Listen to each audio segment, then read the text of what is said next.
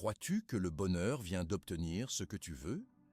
Les philosophes stoïciens ont ri de cette idée il y a des siècles et ont découvert quelque chose de révolutionnaire.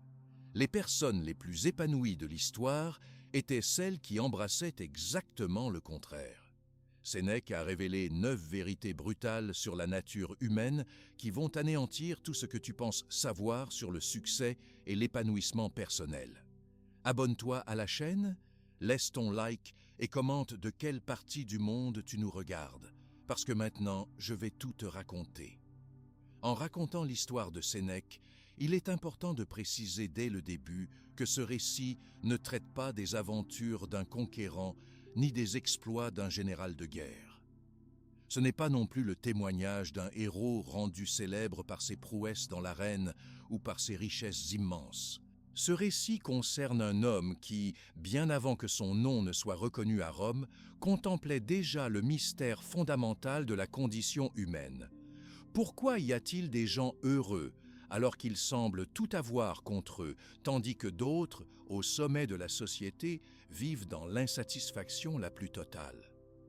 C'est l'histoire de Lucius Annaeus Seneca, mieux connu sous le nom de Sénèque, un enfant dont la réflexion future allait bouleverser les générations à venir.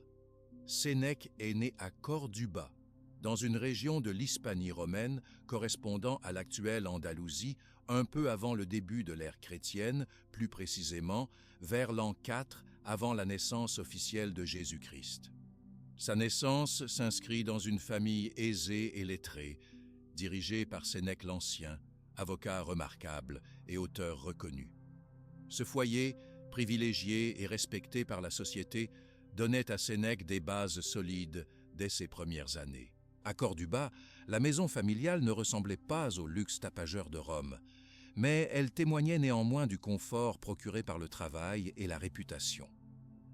La demeure, vaste et bordée de colonnes, était entourée de jardins où l'enfant passait de longs moments à observer les couleurs changeantes du ciel ou à écouter le chant des oiseaux. Rien dans cette enfance ne préparait cependant Sénèque à la fragilité de la vie humaine. Malgré l'abondance matérielle, l'enfant percevait déjà les petits malheurs qui pouvaient troubler l'existence, la maladie, la tristesse d'un serviteur, les querelles dans la ville. Sénèque n'était pas plus robuste ni plus faible que les autres enfants de son âge. Il n'était pas le plus bruyant, ni celui qui recherchait l'attention à tout prix. Sa singularité tenait surtout à sa curiosité calme et à la force de son regard. Il semblait absorber chaque détail du monde qui l'entourait. Déjà, il aimait questionner ses parents sur le pourquoi de chaque chose. Pourquoi certains enfants riaient sans cesse alors que d'autres pleuraient souvent? Pourquoi le soleil réchauffait le jardin certains jours et se cachait derrière la pluie à d'autres moments? Pourquoi des adultes paraissaient préoccupés alors qu'en apparence ils ne manquaient de rien? À cette époque, en l'an 4 avant Jésus-Christ, la société romaine était structurée d'une manière très hiérarchique. À Corduba, même loin de Rome, l'opulence des grandes familles coexistait avec la pauvreté plus discrète d'hommes et de femmes qui travaillaient sans relâche. Le jeune Sénèque observait cette diversité. Il remarquait que, dans les banquets organisés par sa famille, certains convives riaient fort, tandis que d'autres, silencieux, ne semblaient jamais se détendre complètement. Il entendait parfois les récits de serviteurs venus des campagnes, expliquant les difficultés qu'ils avaient à subvenir à leurs besoins. Ces récits laissaient une trace chez le jeune garçon. Ils faisaient naître en lui le sentiment que la vie n'était pas équitable et que la richesse ne garantissait ni paix ni félicité. La famille de Sénèque, soucieuse de l'éducation de ses enfants, lui offre la chance d'étudier auprès des meilleurs professeurs disponibles dans la province. Ces enseignants venaient de différentes régions de l'Empire et transmettaient non seulement la langue latine, mais aussi les bases du grec, les prémices de la rhétorique et les leçons de morale. Très tôt, le jeune garçon fit preuve d'une grande capacité à mémoriser des textes, mais surtout, il développait l'habitude de questionner ce qu'on lui apprenait. Il ne se contentait pas de répéter les leçons reçues. Il aimait en discuter le sens profond. À partir de l'âge de 8 ans, Sénèque passait ainsi de longues heures dans la bibliothèque familiale. Là, il retrouvait des rouleaux de parchemin portant les œuvres d'auteurs anciens, des poètes comme Homère et Hésiode, mais aussi des penseurs ayant tenté d'expliquer le comportement humain. Cette confrontation avec les idées d'autrui éveilla en lui une réflexion personnelle. Il se demandait comment les philosophes grecs pouvaient donner autant d'importance aux émotions, à l'équilibre, à la quête du bonheur. Tout à fait jeune, Sénèque a connu ses premiers moments de maladie. À cette période, il tomba gravement malade alors qu'il avait près de 9 ans.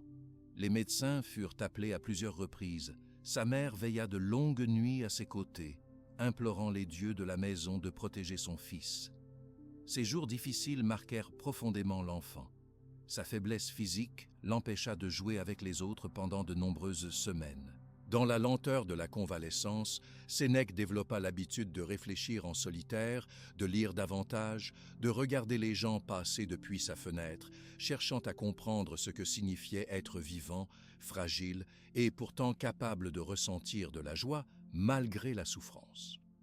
Ce fut dans ce contexte que survint le grand changement de son existence. Quand Sénèque eut autour de 11 ans, sa famille décida de quitter Corduba pour s'installer à Rome. Le chef de famille, Sénèque l'Ancien, avait reçu la possibilité de progresser dans sa carrière d'avocat et d'écrivain dans la capitale de l'Empire romain. Ce départ fut un bouleversement. Le voyage dura plusieurs semaines. Ils traversèrent montagnes, plaines, puis longèrent les côtes, jusqu'à apercevoir enfin les collines majestueuses de Rome qui se dessinaient à l'horizon. Arriver à Rome fut pour le jeune Sénèque un choc profond. Contrairement à Corduba, Rome débordait de vie et de contradictions. Il sentit aussitôt l'intensité de cette ville où se mêlaient les rumeurs des marchés bondés, le passage ininterrompu de chars et de piétons, les cris des vendeurs, la magnificence des temples et le bruit des foules. La richesse y éclatait dans les palais, les toges luxueuses, les banquets somptueux. Mais la misère était également visible. Dès ses premiers jours, Sénèque aperçut les enfants pauvres mendiant près des fontaines, les esclaves courbés sous la charge des marchandises, les disputes entre passants pour de simples morceaux de pain. Très vite, le jeune garçon comprit que Rome représentait à la fois la grandeur et la fragilité de la condition humaine.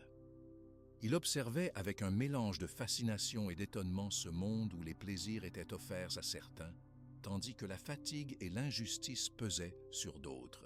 Il n'était pas rare qu'au retour des premiers cours suivis auprès de professeurs réputés, Sénèque marche longtemps dans les ruelles, reflet d'une Rome aux multiples visages. Il avait grandi dans le confort, mais il n'était pas aveugle face aux réalités plus dures de la vie urbaine. Vers l'âge de 12 ans, Sénèque exprime à plusieurs reprises son étonnement devant la capacité de certaines familles modestes à conserver leur dignité et leur sourire, même s'ils vivaient dans des appartements exigus ou ne mangeaient que du pain rassis. Cette observation allait rester gravée dans sa mémoire. Pourquoi ces gens, si démunis, semblaient-ils parfois plus heureux que les riches invités des banquets paternels? Qu'est-ce qui détermine réellement la paix intérieure et la satisfaction de vivre? Ces questions, l'enfant n'était pas encore en mesure d'y répondre, mais elles l'accompagnaient chaque jour de sa jeune existence romaine. L'éducation à Rome était rigoureuse et exigeante, surtout pour un enfant issu de la noblesse provinciale. Sénèque découvrit rapidement que la compétition était permanente. Il fallait convaincre, argumenter, plaire aux maîtres, rivaliser avec les autres élèves pour obtenir attention et respect. Cette pression forgea son caractère. Il apprit à écouter attentivement, à retenir les instructions, mais aussi à résister à l'orgueil ou à la jalousie. Plutôt que de se perdre dans l'arrogance, Sénèque développa une forme de modestie alliée à une recherche constante de vérité. C'est ainsi que, vers 14 ans, Sénèque, adolescent sérieux, passait autant de temps à méditer sur le sens de la vie qu'à réciter des textes de rhétorique ou à s'exercer l'art de convaincre. Déjà, il montrait une préférence marquée pour la tranquillité. Il fréquentait volontiers les jardins publics, s'isolait dans les bibliothèques, discutait avec les esclaves instruits de la famille. Ses parents, parfois inquiets devant le tempérament grave de leur fils, espéraient voir en lui un grand orateur ou un juriste réputé. Mais Sénèque, lui, se sentait de plus en plus attiré par la compréhension des choses invisibles, celles qui ne s'achètent ni ne se vendent. Il voulait saisir les mystères de l'âme humaine, comprendre la cause véritable du bonheur durable. L'adolescence de Sénèque fut marquée par ces interrogations profondes. Il avait parfois des moments de doute et de découragement, surtout lorsqu'il voyait la tristesse ou la colère saisir certains membres de sa famille ou des amis proches. Il s'étonnait que, malgré les apparences de réussite, tant d'adultes vivent dans la peur de perdre, dans le ressentiment ou l'insatisfaction. Ces contradictions nourrissaient sa réflexion. Ne devait-on pas chercher ailleurs ce que l'or ou les honneurs ne pouvaient donner ? Peut-être fallait-il, pensait-il, tourner son attention vers le cœur, vers la façon dont on réagit aux épreuves, pour découvrir le secret de la paix intérieure. Avant même d'avoir atteint l'âge adulte, Sénèque avait donc planté en lui les graines d'une réflexion qui allait nourrir toute son œuvre future. Dans la diversité et la confusion de la vie romaine, il préservait un regard d'observateur, toujours étonné devant le spectacle des hommes et la variété de leurs émotions. Pour lui, la question fondamentale demeurait « Qu'est-ce qui rend une vie vraiment heureuse ?» Ce n'était ni la richesse, ni même la reconnaissance des puissants, c'était, pensait-il, quelque chose de plus intime, de plus solide, accessible à tous ceux qui prenaient le temps d'y réfléchir. Dans les années qui suivirent, cette quête allait devenir la boussole de toute son existence. Bien longtemps avant que ses livres ne soient connus, bien avant que son nom ne soit murmuré dans les couloirs du pouvoir, Sénèque se tenait déjà à la frontière entre l'enfance et la maturité, regardant Rome et le monde, avec le désir inextinguible de comprendre comment l'homme pouvait traverser les tempêtes de la vie sans perdre son âme. À Rome, la vie de Sénèque prit une direction nouvelle à mesure qu'il approchait de l'âge adulte. Dès son arrivée dans la capitale de l'Empire, il avait été frappé par l'agitation, la diversité des personnes et la profondeur des inégalités. Mais ce torrent d'expériences visuelles et sonores, loin de le détourner de sa réflexion intérieure, ne fit qu'intensifier sa volonté de chercher des réponses aux mystères de l'existence humaine. Alors qu'il n'était encore qu'un adolescent, Sénèque commença peu à peu à orienter tous ses efforts vers l'étude des idées et la compréhension du sens profond de la vie. Dans cette atmosphère de tension et de splendeur, Rome offrait à ses habitants les spectacles de la beauté classique, le forum, les temples dédiés aux anciens dieux, les bibliothèques publiques et surtout les écoles où se formaient les esprits les plus prometteurs du monde romain. C'est dans ce contexte que Sénèque s'initia à la philosophie. Il avait rencontré des professeurs spécialisés dans l'art du discours, de la grammaire et de la logique, mais aussi, rapidement, il avait découvert un cercle particulier d'hommes qui se réunissaient pour réfléchir sur les grandes questions, les philosophes. Le jeune Sénèque, âgé d'environ 15 ans, s'attira la confiance d'un de ses maîtres venus d'Alexandrie, qui enseignait la logique stoïcienne et la morale héritée de Zénon, de Chrysippe et d'autres penseurs grecs. Ce professeur, d'une rigueur toute particulière, initiait ses élèves aux textes fondateurs, exigeant d'eux non seulement la compréhension intellectuelle, mais aussi une expérience vécue des principes étudiés. Contrairement à ses condisciples qui recopiaient simplement les leçons pour les restituer lors des examens, Sénèque développait un penchant pour l'analyse, le doute et la confrontation des dogmes établis. La première fois qu'il assista à un débat philosophique, Sénèque fut saisi par l'intensité de la discussion. Les philosophes présents s'interrogeaient sur la cause de la tristesse, la nature de la colère, le rôle des émotions dans la vie humaine. Certains affirmaient qu'il fallait écarter toute passion pour atteindre la sérénité. D'autres suggéraient que l'on ne saurait ignorer le tumulte intérieur qui accompagne chaque expérience. Les jours suivants, Sénèque, rentrant chez lui, s'efforça de mettre à l'épreuve ses idées. Il observait ses propres réactions lors des disputes ou des contrariétés et tentait déjà de maîtriser ses élans d'agacement ou ses accès de grande joie. Il comprit, au fil des enseignements prodigués, à quel point le métier de philosophe dépassait celui de simple savant. Il ne s'agissait pas uniquement d'accumuler des connaissances ou de citer des pensées anciennes, mais d'apprendre à vivre autrement. La philosophie, telle qu'il la découvrit, était une pratique quotidienne, une voie vers la maîtrise de soi, un chemin vers une existence plus consciente et plus libre. Sénèque, dès l'âge de 16 ans, se leva souvent avant l'aube pour lire les textes prêtés par ses mentors, recopiés sur des rouleaux de papyrus. Il fréquentait assidûment la bibliothèque située près du forum où d'autres jeunes partageaient le même désir de sagesse. L'influence des philosophes grecs était très forte à cette époque. Des noms comme Socrate, Platon, Aristote, mais aussi Épicure et Zénon circulaient dans toutes les écoles de Rome. Cependant, la philosophie stoïcienne s'imposait peu à peu dans l'élite urbaine, car elle répondait à une inquiétude croissante parmi les citoyens. Comment conserver sa dignité et son bonheur dans un monde dominé par l'incertitude, la peur et les épreuves? Sénèque fut particulièrement séduit par cette doctrine.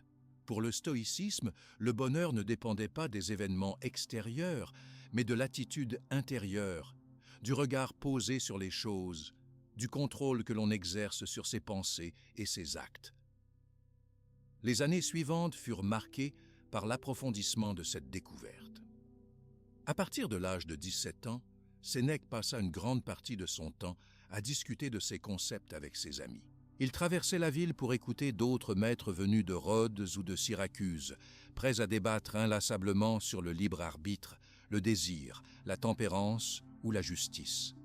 Ces rencontres, souvent organisées à la tombée de la nuit dans les maisons des familles lettrées, donnaient lieu à des échanges animés, où chaque point de vue était soumis à la critique du groupe. Loin de négliger les autres aspects de son éducation, Sénèque poursuivait aussi l'étude du droit, de l'art oratoire et de l'histoire. Néanmoins, la philosophie prit rapidement une place centrale dans sa vie.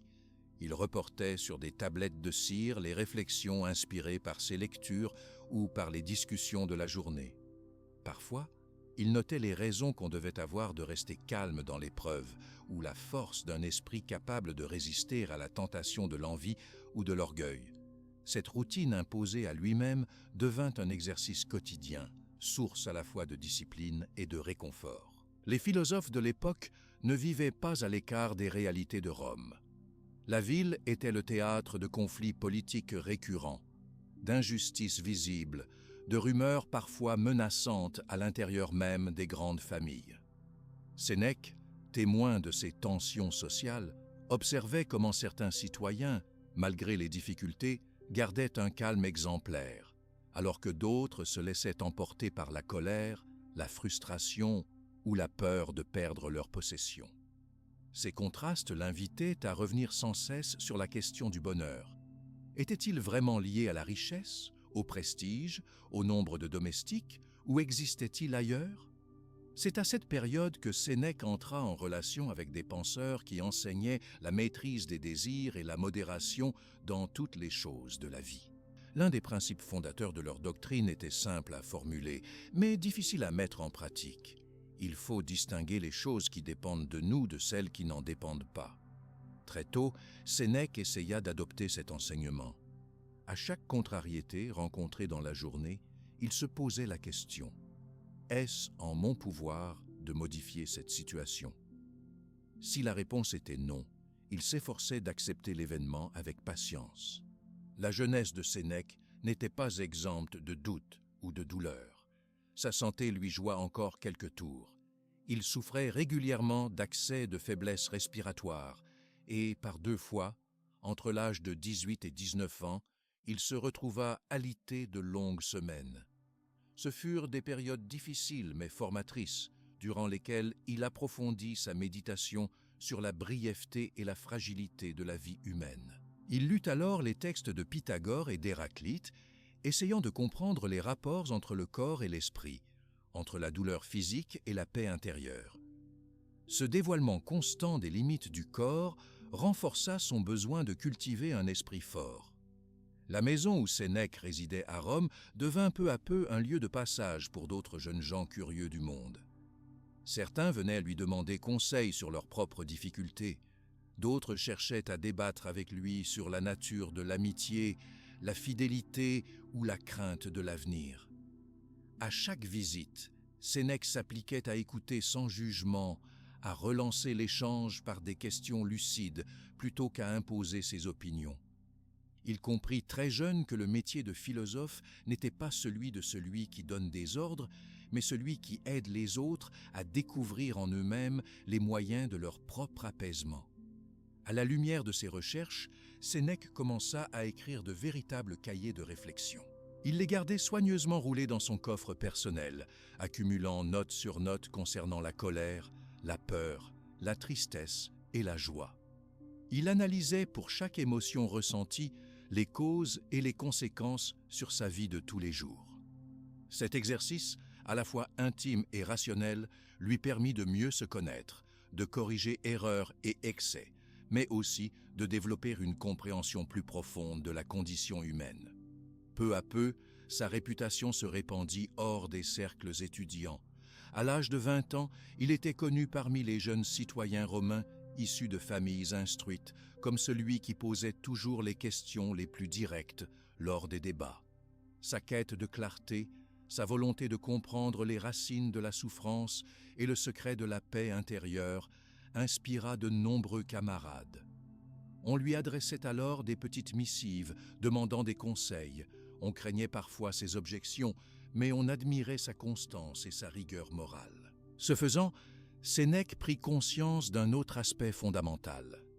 La philosophie était une force qui pouvait toucher toutes les couches de la société, pas seulement l'élite instruite de la ville. Il entendit raconter l'histoire d'un esclave célèbre pour avoir gardé sa dignité même dans l'adversité. Il observa aussi des artisans laborieux qui trouvaient, dans la routine de chaque jour, une vision stable du bonheur. Ces exemples concrets, parfois plus éloquents que les plus longs discours, renforçaient sa conviction que la sagesse était accessible à chacun, pour le peu que l'on décide de s'appliquer à la cultiver. Il ne tarda pas à allier ses propres réflexions à l'influence des autres. Avec le temps, il fit la connaissance d'Attale, un stoïcien rigoureux, et d'autres professeurs venus d'Asie et du Proche-Orient. Ces relations, qui débutaient parfois dans la lumière fraîche des matinées romaines, s'approfondissaient lors de promenades le long des jardins ou au détour d'une conversation tardive dans l'atrium d'une villa. C'est dans ce cadre que Sénèque comprit que le vrai travail du philosophe est de guider, non de dominer, et que la force de l'exemple compte souvent plus que les discours. À travers ces années d'apprentissage, il faisait sienne la parole stoïcienne. Cultivateur de la paix intérieure, il s'exerçait à accepter les changements de fortune, à ne pas se laisser troubler, ni par la jalousie des uns, ni par la cruauté des autres. Cette discipline, il l'appliquait à la fois à ses études et à sa vie quotidienne. Il encouragea ses amis à rechercher le meilleur d'eux-mêmes, non dans la compétition, mais dans la maîtrise des réactions à la difficulté ou à la tentation. À partir de là, Sénèque était devenu aux yeux de tous bien plus qu'un élève appliqué. C'était un jeune homme pour qui la philosophie n'était pas un artifice, mais une nécessité vitale. Elle lui permettait d'aborder chaque nouvelle épreuve avec une lucidité croissante. La notoriété de ses analyses atteignit bientôt les maîtres plus âgés, puis traversa les salons de la haute société romaine. Des hommes et des femmes, parfois marqués par la maladie ou la déception, venaient alors lui demander son avis, son aide pour mieux vivre. Ce succès précoce n'allait pas sans poser de nouveaux défis. Il fallait garder la modestie et rester éloigné de l'arrogance. Sénèque veillait à ne pas se laisser emporter par l'admiration que lui portaient certains contemporains. Il rappelait souvent que le vrai progrès ne réside pas dans la reconnaissance publique, mais dans le perfectionnement quotidien de l'âme. Selon lui, la grandeur d'un homme ne dépend pas de son statut, mais du soin apporté à sa propre transformation intérieure, une idée qu'il continuerait à développer toute sa vie dans ses écrits futurs. Progressivement, Sénèque jetait les bases de ce qui deviendrait son œuvre et son héritage. Il préparait le terrain pour transmettre par ses lettres et ses livres la conviction profonde que la vraie sagesse vient de l'acceptation de soi, du courage face à l'adversité et d'un regard bienveillant envers autrui. Le contexte romain, pris entre faste et inquiétude, offrait ainsi à Sénèque non seulement l'occasion d'affiner sa pensée, mais aussi d'enraciner sa philosophie dans la vie réelle, au contact des hommes et des femmes de son temps. Ce long apprentissage fit de Sénèque l'un des penseurs majeurs de son époque. Mais surtout, il devint une figure vers laquelle on se tournait pour traverser les périodes difficiles, pour chercher une lumière dans l'incertitude. Sa jeunesse à Rome, marquée par l'écoute, la question et l'observation, donna naissance à une quête plus profonde, celle de donner à tous, quelles que soient leurs circonstances, des outils pour atteindre la paix intérieure et la joie véritable. Ainsi, la vie de Sénèque, enrichie de ses années de formation, allait doucement s'ouvrir vers un rôle plus large dans la société romaine, celui d'un philosophe reconnu et consulté, dont les idées influenceraient bientôt la pensée de générations entières. Au fil des années, la réputation de Sénèque à Rome s'est consolidée. Dès sa jeunesse, il avait su se distinguer par la profondeur de ses questions et la cohérence de sa vie. À présent, devenu un jeune adulte, reconnu pour ses analyses des émotions et pour son engagement philosophique, Sénèque s'apprêtait à franchir une nouvelle étape. Ce n'était plus seulement par des observations ou des conversations dans les jardins ou les bibliothèques qu'il influençait son entourage, mais également par l'écriture. Peu à peu, il commença à formuler ses principes et ses convictions dans des lettres et des traités qui allaient traverser le temps. La Rome du 1er siècle, après Jésus-Christ, était à la fois brillante et tourmentée. Entre les années 40 et 50 de notre ère, la société connaissait l'apparence de la stabilité, mais la réalité était bien plus précaire. Derrière les fêtes, les spectacles et les fastes, beaucoup redoutaient la perte, la maladie, l'exil, la ruine. Cette incertitude généralisée donnait d'autant plus d'importance à ceux qui, comme Sénèque, proposaient une méthode pour faire face à l'adversité. Les idées de Sénèque se précisaient. Au fil de ses lectures et à la lumière de ses propres expériences, il distilla ce qu'il considérait comme essentiel pour parvenir à la paix de l'âme. Selon lui, la première étape consistait à reconnaître que certains aspects de l'existence échappent totalement à la volonté de chacun. Les changements imprévus de fortune, la maladie, la manière dont les autres agissent ou pensent ne dépendent pas de nous. Il fallait l'accepter et cesser de se tourmenter pour des réalités extérieures sur lesquelles il n'est pas possible d'exercer de contrôle. Mais ce renoncement n'impliquait pas la passivité. Sénèque insistait sur la nécessité d'agir avec lucidité là où, justement, nos efforts ont du sens. Selon lui, chaque individu possède la capacité de choisir ses volontés, de diriger ses pensées, d'agir avec bienveillance et de répondre à la contrariété avec calme. Il recommandait de garder la maîtrise de ses réactions, de ne pas laisser l'irritation ou la peur perturber le jugement. Ce travail, ardu mais libérateur, représentait le véritable chemin vers une existence heureuse selon les principes stoïciens. L'un des thèmes de prédilection de Sénèque était la gestion de la colère. Il expliquait dans ses écrits et échanges que la colère est un trouble intérieur qui prive l'homme de sa raison.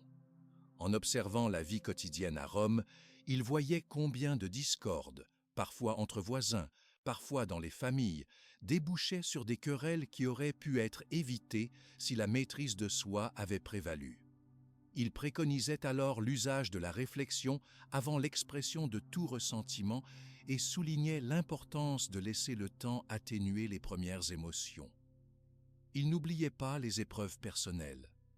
Lui-même, marqué par des périodes de maladie et par la fragilité propre à la condition humaine, avait appris à accepter les aléas de sa santé sans se laisser submerger par l'angoisse.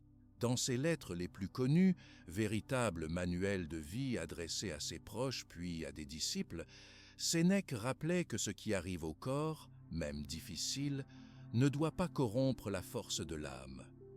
La patience, la constance, la capacité à ne pas s'effondrer devant l'imprévu revenaient sans cesse sous sa plume. Il écrivait longuement sur la nécessité de distinguer nos douleurs réelles de nos peurs imaginaires, insistant sur le danger du souci pour l'avenir. Ce questionnement n'était pas tourné vers un idéal abstrait, mais portait sur la vie courante. Sénèque invitait à s'interroger sur l'utilité réelle des richesses ou de la gloire. À ses yeux, l'or de Rome et les titres ne garantissaient ni sérénité ni contentement. Il observait, parmi ses contemporains, de nombreux notables constamment inquiets à l'idée de perdre ce qu'ils possédaient. Il remarquait aussi des hommes de condition modeste, capables de rire avec sincérité et de se consoler plus facilement lorsque le sort changeait. Pour Sénèque, la simplicité volontaire, le refus de trop s'attacher au superflu, représentaient une voie d'accès au bonheur intérieur. Son influence grandit dans les années 50 alors qu'il approchait la quarantaine. Beaucoup se tournaient vers lui pour demander des conseils. Il reçut de nombreuses lettres, venues d'amis, de jeunes étudiants, mais aussi de sénateurs éprouvés par la déception ou l'inquiétude. Dans ses réponses, il résumait ce qui était devenu le cœur de sa philosophie. La vraie richesse consiste dans la capacité à tirer contentement de peu, à cultiver l'amitié, à placer au-dessus de tout la droiture et la bonté. Il n'était pourtant pas exempt de contradictions. Vivant au cœur d'un empire complexe, Sénèque devait lui-même gérer des responsabilités, des relations parfois troubles avec le pouvoir et des exigences matérielles. Il conservait une certaine aisance matérielle, possédant villas et biens, ce qui lui valut parfois des critiques. Mais il s'efforçait, dans son quotidien, de pratiquer ce qu'il recommandait. Ses proches attestaient de sa simplicité, de sa générosité et de sa patience, même lorsque certains jugèrent son entourage ou sa fortune incompatibles avec ses convictions stoïciennes. La popularité de ses idées s'expliquait aussi par la clarté de son style. Là où d'autres philosophes employaient des formules obscures ou des références énigmatiques, Sénèque privilégiait une langue limpide, accessible à tous, sans fioritures inutiles. Il parvenait, à travers ses lettres, à donner à chacun l'impression d'être compris et accompagné dans ses propres difficultés. Ce souci d'être compris allait de pair avec sa volonté de rendre la sagesse applicable, ancrée dans les gestes et les choix de chaque jour. Il multiplia à cette époque les courriers adressés à son ami Lucilius, un homme de province soucieux de progresser moralement. Ces lettres à Lucilius constituent l'un des plus beaux exemples de correspondance philosophique de l'Antiquité. Sénèque y abordait tous les sujets: gestion de la peur, relation à la douleur, sens de la vérité, rôle de la parole, nécessité de l'autonomie intérieure. À travers ces échanges, c'est toute une méthode existentielle qui se dessine, faite d'exercices concrets, de conseils pratiques, d'encouragements répétés à la vigilance sur soi et à l'engagement sincère envers autrui. Ce souci de pédagogie transparaissait aussi dans la manière dont il parlait du temps. Sénèque insistait sur la valeur irremplaçable des heures et des jours. Il considérait que le plus grand défaut des hommes était de remettre sans cesse à demain ce qui importe vraiment. Dans son traité sur la brièveté de la vie, il affirmait que presque tous gaspillent leur journée pour des tâches secondaires, négligeant l'essentiel: méditer, aimer, se perfectionner, rendre service. Pour lui, chaque instant dédié à la progression morale valait plus qu'une éternité consacrée aux plaisirs vains. Dans le même esprit, il opposait l'attachement aux biens éphémères à la liberté intérieure. Il expliquait que celui qui ne dépend plus de ses richesses ni du jugement d'autrui atteint un état où rien ne trouble la paix de son esprit. Cette liberté, selon lui, n'était autre que le véritable pouvoir, le seul qui ne puisse jamais être enlevé. Il racontait que les sages de l'Antiquité avaient triomphé de l'adversité par leur seule droiture et qu'ils avaient trouvé, dans la tempérance et la réflexion, une force indestructible. En observant les Romains, Sénèque cherchait à discerner ce qui empêchait la plupart des hommes d'atteindre la paix intérieure. La réponse, à ses yeux, tenait en un mot: l'illusion. Beaucoup poursuivaient des objectifs sans se demander s'ils en valaient la peine. D'autres s'épuisaient à obtenir reconnaissance ou vengeance, tout en sentant que leur colère les détruisait davantage que l'injustice subie. D'autres, enfin, se rongeaient de regrets ou de crainte, au lieu d'accepter ce que le destin avait mis sur leur chemin. Sénèque encourageait chacun à se recentrer sur ce qui est stable et durable. Il promouvait la gratitude, la capacité à se réjouir des petits biens accessibles à tous. Un moment de calme le matin, le bonheur d'aider quelqu'un sans rien attendre, la beauté d'un coucher de soleil. Il estimait que ces instants ordinaires, vécus avec attention, suffisaient à donner sens à la vie. Selon lui, l'attente d'un bonheur lointain, fondé sur la gloire ou la possession, était la plus grande erreur. Sa méthode, largement fondée sur l'introspection, n'était pas tournée vers l'isolement. Il répétait que l'amitié, l'entraide, le respect des autres faisaient partie intégrante du bien vivre. Sénèque développa l'idée que la bienveillance envers autrui, loin d'être une faiblesse, formait le ciment d'une société humaine et digne. Il rappelait combien il était vain de rechercher la victoire sur autrui, puisque le seul combat nécessaire était celui contre ses propres penchants destructeurs. Ses convictions furent mises à l'épreuve lorsque Sénèque, désormais reconnu dans les cercles les plus élevés, fut appelé à donner conseil à des hommes politiques et à siéger dans des assemblées importantes. Son influence grandit encore et sa parole fut attendue dans les crises, qu'il s'agisse de soulager une douleur morale ou d'apprendre à réagir avec mesure face à l'adversité. Pourtant, jamais il ne cessa de répéter que chacun devait trouver en lui-même les ressources pour résister aux événements. Il accordait une importance particulière au courage tranquille, à la capacité d'assumer les pertes, sans se laisser engloutir par la détresse. Il invitait à faire de chaque revers une occasion d'apprendre, gardant toujours en tête que rien d'extérieur ne peut ravir la dignité de l'âme. Cette conviction traversa toute son existence, même lorsque les circonstances devinrent hostiles et qu'il dut faire face à la jalousie, à la méfiance ou à l'incompréhension. Vers la fin de la décennie 50 de notre ère, alors que Sénèque se rapprochait du cercle du jeune Néron, ses idées prenaient une dimension politique.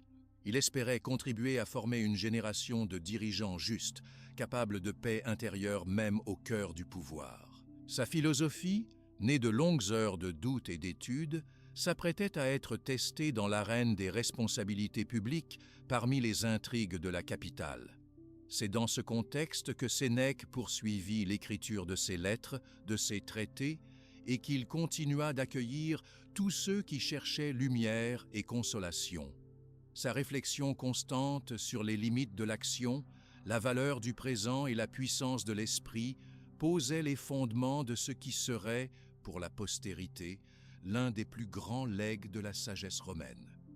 L'influence de Sénèque dépassa alors le cercle des philosophes. Elle devint une source d'inspiration pour de nombreux citoyens et bientôt son nom serait associé non seulement à la pensée, mais à l'espérance d'une vie meilleure au sein même des défis du monde antique. C'est dans cette période de maturité personnelle et de diffusion de ses idées que la vie de Sénèque prit un tournant décisif. L'élan donné à ses réflexions, désormais partagées bien au-delà de ses premiers cercles, commença à susciter un intérêt croissant dans les classes supérieures de Rome. D'année en année, la sagesse de ses conseils, la clarté de ses écrits et la constance de ses pratiques firent de lui une figure incontournable du paysage intellectuel de la cité. Rome était alors une mosaïque de voix, de croyances, de passions politiques et de peurs liées à la précarité du pouvoir. Dans ce tumulte, la réputation de Sénèque comme guide de vie ne cessa de grandir. Dans les années 50 de notre ère, l'influence de Sénèque atteignit un point remarquable. Les élites romaines, impressionnées par la profondeur de ses analyses et la consolation que ses lettres apportaient, l'invitèrent de plus en plus souvent à participer à diverses assemblées, banquets et débat. Sa notoriété franchit les murs sobres de son domicile pour gagner le forum, les villas patriciennes et même le palais impérial. Cette visibilité, cependant, était double. D'un côté, elle ouvrait à Sénèque la possibilité d'agir plus largement, de toucher de nouveaux cercles et d'espérer un impact durable. De l'autre, elle l'exposait à l'hostilité ou à la jalousie de certains, peu enclins à voir s'imposer un discours fondé sur la tempérance, le rejet de la flatterie et le doute envers les excès du pouvoir. À cette époque, le pouvoir impérial connaissait une phase de transition délicate. Après la disparition de l'empereur Claude, survenue en l'an 54 après Jésus-Christ, le jeune Néron fut désigné pour prendre la tête de l'Empire. Ce bouleversement, suivi par tout le peuple romain avec une expectative mêlée d'incertitude, créa un vide et une tension inédits parmi les sphères dirigeantes. La mère de Néron, Agrippine, avait joué un rôle déterminant dans cette ascension politique, mais l'adolescent lui-même, âgé de seulement 16 ou 17 ans selon les chroniques, n'était pas préparé à assumer seul la réalité du pouvoir. Face à ce contexte, il apparut rapidement indispensable que le jeune souverain soit guidé et encadré par des adultes expérimentés et respectés. À Rome, ce genre de tutorat n'était pas rare. On confiait volontiers l'éducation et les premiers pas d'un prince à des figures considérées comme sages et désintéressées. Dans ce cadre, Sénèque fut choisi, non par hasard, mais pour ses qualités d'esprit, sa rectitude et la confiance qu'il inspirait auprès des familles patriciennes, aussi bien que dans les milieux cultivés. Sa nomination comme précepteur et conseiller marqua une étape nouvelle, tant dans sa trajectoire individuelle que dans celle de l'Empire. L'entrée de Sénèque au service du palais n'éloigna pas le philosophe de ses principes. Il installa dans la résidence impériale la même rigueur, le même souci du bien commun, la même distance vis-à-vis des plaisirs faciles qui avaient fait sa réputation. Les premiers temps du règne de Néron furent, selon la plupart des témoignages de l'époque, marqués par une relative stabilité et une volonté affichée de gouverner avec mesure. On attribua cette accalmie à la capacité de Sénèque, soutenu aussi par Burrus, préfet du prétoire, de modérer les ardeurs du jeune empereur, d'encourager l'écoute et d'introduire l'idée que la puissance devait servir au bien plutôt qu'à la vanité. Dans les premiers mois, Sénèque écrivit lui-même plusieurs discours pour Néron. Ces textes, prononcés en public mais rédigés selon les préceptes stoïciens, insistaient sur la nécessité de l'équité, la valeur du pardon, l'obligation de penser d'abord à la cité avant soi-même. Les citoyens romains observèrent avec surprise, dès l'an 55 après Jésus-Christ, une sorte de renouveau moral dans le comportement du jeune prince. Les exilés furent rappelés, la fiscalité fut allégée pour certains groupes, des spectacles furent offerts au peuple, et la ville traversa une période de relative tranquillité. Pour Sénèque, ces années représentaient à la fois une continuité et un défi. Il se retrouvait au cœur de la politique, mais tentait de ne pas trahir son engagement philosophique. Conscient des pièges du pouvoir, il encourageait autour de lui la tempérance, la recherche du juste équilibre, la suspicion envers les flatteurs et la protection des plus vulnérables. Jamais il n'oublia que la puissance, même légitime, pouvait tourner à la tyrannie si elle n'était pas exercée avec prudence et sagesse. Cette fidélité à ses idéaux, toutefois, ne manqua pas d'attiser des inimitiés. Plusieurs membres de l'entourage de Néron, craignant la prédominance éthique de Sénèque, rivalisaient d'influence pour détourner le jeune empereur des conseils de modération. D'autres, dans la société romaine, s'irritaient de son prestige grandissant et de la facilité avec laquelle il passait de philosophe solitaire à mentor du souverain. On mit en doute sa sincérité, son usage de la richesse, ses liens avec l'aristocratie. La jalousie, la suspicion, parfois la trahison, se manifestaient subtilement lors des réunions ou dans les couloirs du palais. Il n'en restait pas moins que l'impact de Sénèque sur le gouvernement de Néron fut, les premières années, profondément positif. Des réformes vues comme justes, Des actes de clémence, des paroles apaisantes dans les moments de tension sont souvent rapportés dans la documentation de l'époque. Plusieurs historiens, dont Tacite et Dion Cassius, firent à Sénèque le crédit d'avoir permis à l'Empire de traverser une période potentiellement chaotique sans sombrer dans l'arbitraire. La philosophie stoïcienne, par sa présence discrète mais constante au sein des institutions, insufflait dans la politique un esprit de retenue, de bienveillance et d'écoute. L'influence de Sénèque ne se limitait pas au cercle du pouvoir. Il demeura toujours disponible pour ses anciens élèves, ses amis et tous ceux qui cherchaient des réponses dans leur vie personnelle. Sa maison restait ouverte, sa plume active, et il encourageait sans relâche à méditer sur les principes essentiels. L'acceptation de ce qui dépend de l'extérieur, le choix réfléchi de ses réactions, la culture de la simplicité même pour ceux à qui la fortune avait tout offert. Caton l'Ancien et d'autres philosophes des siècles précédents avaient tenté, eux aussi, de transformer la société depuis le sommet, mais rarement la cohérence entre discours et pratique n'avait été aussi soulignée. Sénèque s'exposait ainsi à l'épreuve la plus difficile. Vivre au centre d'un univers marqué par la tentation, la rivalité et l'excès, sans jamais renoncer à l'idéal d'une existence droite. Il méditait parfois sur les limites de ses forces, sur la fragilité du destin, mais puisait dans l'expérience quotidienne la certitude que la sagesse pouvait transformer non seulement les individus, mais aussi la cité tout entière. Peu à peu, des cercles de lecture furent créés à Rome pour commenter les lettres et les traités de Sénèque. De jeunes citoyens venus de tout l'Empire venaient dans la ville éternelle pour entendre ses conseils. Certains s'inspiraient de ses préceptes pour organiser leur vie familiale ou gérer leurs propriétés. D'autres, marqués par des revers politiques ou des deuils, trouvaient dans ces textes la force de surmonter le découragement. Le langage simple, direct et concret du philosophe rendait ses idées accessibles, même aux plus modestes. L'image de Sénèque, cependant, n'était pas la même pour tous. Dans les salons de la haute société, il était parfois célébré comme un modèle. Dans d'autres milieux, plus critiques envers le pouvoir ou plus attachés aux anciennes traditions, il était accusé d'hypocrisie, voire de duplicité. Cette dualité, fréquente pour ceux dont la voix porte loin, fit de Sénèque une personnalité aussi admirée que contestée. À la fin des années 50, alors qu'il dépassait la cinquantaine, Sénèque dut affronter des épreuves personnelles, la maladie, la fatigue, la rumeur persistante selon laquelle son influence sur Néron déclinait. Le jeune empereur, de plus en plus séduit par d'autres conseillers, s'éloignait parfois de la sagesse reçue.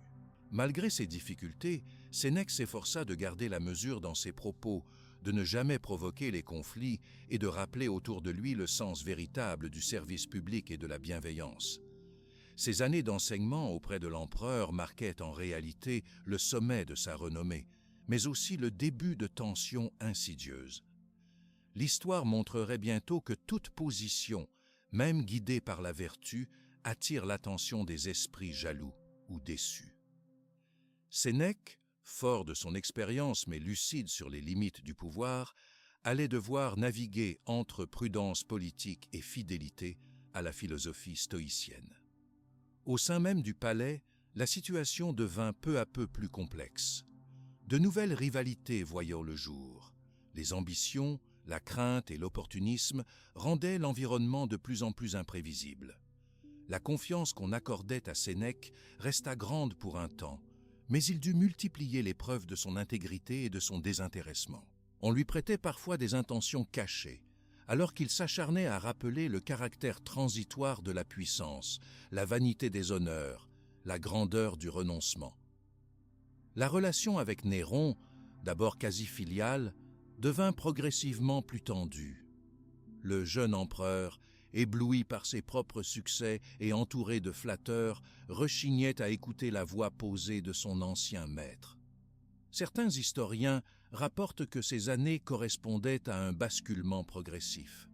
La philosophie, reléguée au second plan dans les décisions politiques, conservait sa valeur, pour ceux qui voulaient encore y croire, mais l'ambition et la crainte prenaient peu à peu le dessus sur la raison et la recherche du bien général. Malgré tout, Sénèque ne cessa jamais d'œuvrer pour la paix et la justice autant qu'il le pouvait.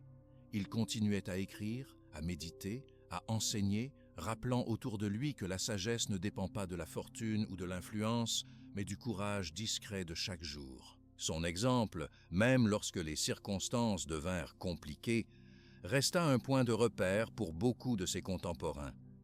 Il prouvait par sa persévérance que les idées, transmises avec constance, peuvent inspirer les sociétés et apaiser les consciences, même au cœur des plus grandes institutions du monde romain. À la veille d'événements plus sombres, l'admiration comme les tensions entourant Sénèque montrent combien la force d'une philosophie vraie se mesure à l'aune de sa résistance aux tempêtes du pouvoir. Pour le philosophe, la grandeur n'était jamais enfin atteinte.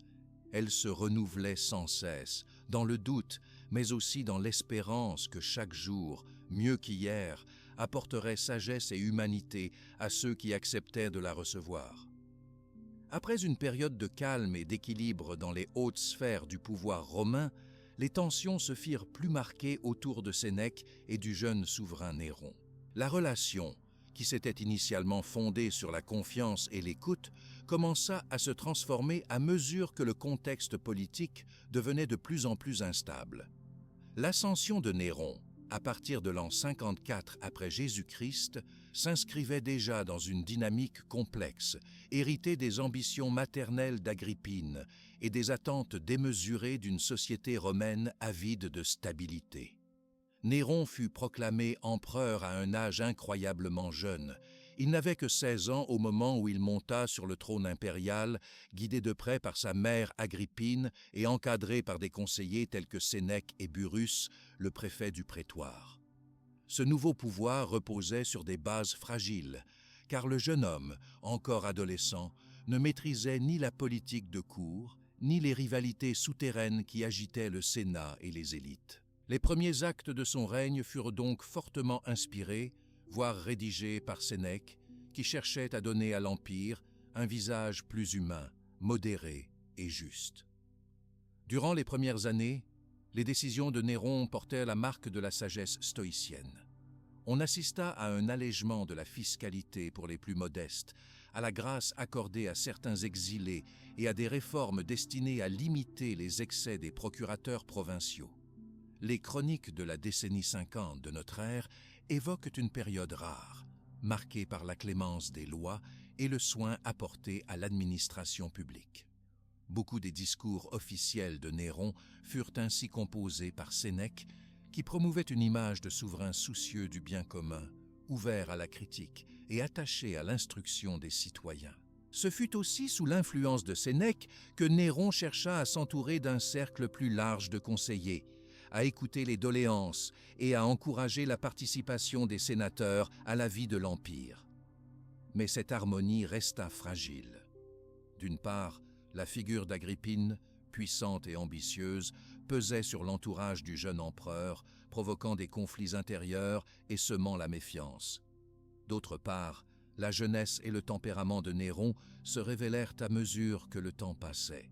Attiré par les plaisirs, la musique, les jeux et les spectacles, mais aussi préoccupé par l'opinion du peuple et l'exigence d'être aimé, Néron oscilla constamment entre la discipline enseignée par Sénèque et des élans plus impulsifs influencés par d'autres proches, moins prudents et plus calculateurs.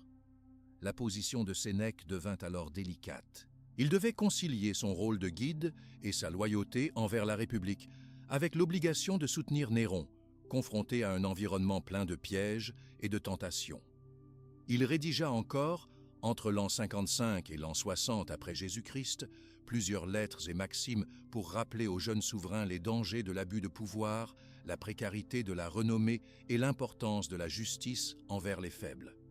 Cependant, la pression qui entourait le trône évoluait rapidement. Certains membres de la cour voulaient discréditer Sénèque, l'accusant d'ambition ou de duplicité, tandis que d'autres, sentant le vent tourner, délaissaient bientôt la prudence stoïcienne pour flatter les caprices du maître. À partir de l'an 58, Le climat politique commença à se détériorer nettement. Des incidents, d'abord isolés, signalaient le retour de l'intrigue et de l'instabilité. Disparition de figures influentes, rumeurs persistantes concernant des complots et tensions accrues entre l'impératrice mère et son fils. Néron lui-même se montra plus distant avec ses premiers mentors. L'emprise d'Agrippine diminuant au fil du temps, d'autres personnages plus jeunes et sans scrupules prirent de l'importance dans l'entourage impérial. Ces nouveaux arrivants, moins favorables à la retenue et à la réflexion prônée par Sénèque, participèrent à accentuer l'isolement progressif de ce dernier. Dans les années 60, au sommet de son influence et au cœur du tumulte, Sénèque essaya néanmoins de maintenir un équilibre. Il s'efforça de conseiller Néron sur la diplomatie, la gestion des crises et la réforme de l'administration. Il proposa aussi des mesures pour protéger l'Empire contre l'avidité des gouverneurs provinciaux et pour garantir une certaine stabilité face aux nombreuses menaces extérieures. Malgré ces efforts, il devint de plus en plus clair que la relation de confiance entre l'empereur et le philosophe s'effritait. Le comportement de Néron, influencé par de nouveaux compagnons et par son désir de marquer l'histoire, devint moins prévisible et plus autoritaire. Au même moment, Sénèque commença à ressentir le poids de la lassitude. La vie au palais, rythmée par les rivalités, l'examen permanent et les sollicitations incessantes, mit sa patience à l'épreuve. Il s'inquiétait de la direction que prenait Néron, qui se montrait parfois passionné et généreux, mais le plus souvent impulsif, soucieux de sa propre image et prêt à écarter quiconque faisait obstacle à son pouvoir. Les lettres écrites par Sénèque dans cette période témoignent de sa lucidité quant au paysage politique romain. Il décrit la difficulté de rester sage dans un environnement où la flatterie l'emporte sur la vérité, où la crainte dicte de nombreux comportements. Dans l'intimité, Sénèque se tournait de plus en plus vers l'étude, la méditation et l'écriture de traités. Il chercha à prendre du recul, à limiter son implication directe dans les affaires de la cour, sans toutefois renoncer à son devoir d'enseignement. Pendant son temps libre, il recevait des amis, des disciples, et poursuivait sa correspondance avec Lucilius et d'autres figures importantes de l'époque. Il s'y livrait à d'habiles réflexions morales, cherchant à dégager, au milieu de la tourmente, des repères pour mieux vivre, au quotidien. Ces textes, d'une rare modernité, recensent les doutes, les tristesses, mais aussi les joies tranquilles du philosophe qui observe la condition humaine depuis le centre du pouvoir. Les tentatives de Sénèque pour soutenir Néron n'étaient pas motivées par l'amour du contrôle, mais par la conviction que la philosophie pouvait guider l'action publique. Il croyait fermement à la possibilité de fonder la politique sur la raison et l'humanité, malgré les clivages sociaux et les traditions anciennes. Cette foi en la vertu s'appliquait tout autant à la vie familiale romaine qu'aux sphères dirigeantes. Pour Sénèque, rien n'était plus dangereux que de gouverner sous l'emprise de la colère ou de céder aux passions destructrices. Il répétait volontiers dans ses écrits que le bonheur interne reste le seul trésor que nul empire ne peut garantir, un message aussi pertinent pour un empereur que pour l'homme du peuple. Pourtant, le fossé entre Sénèque et le pouvoir ne cessa de s'élargir. Les années 60 et 61 marquèrent un véritable tournant. Néron, désormais adulte, affirmait son indépendance par des actes controversés. Il s'exprima publiquement contre certaines décisions du Sénat, imposa de nouvelles taxes et donna la priorité à ses plaisirs artistiques.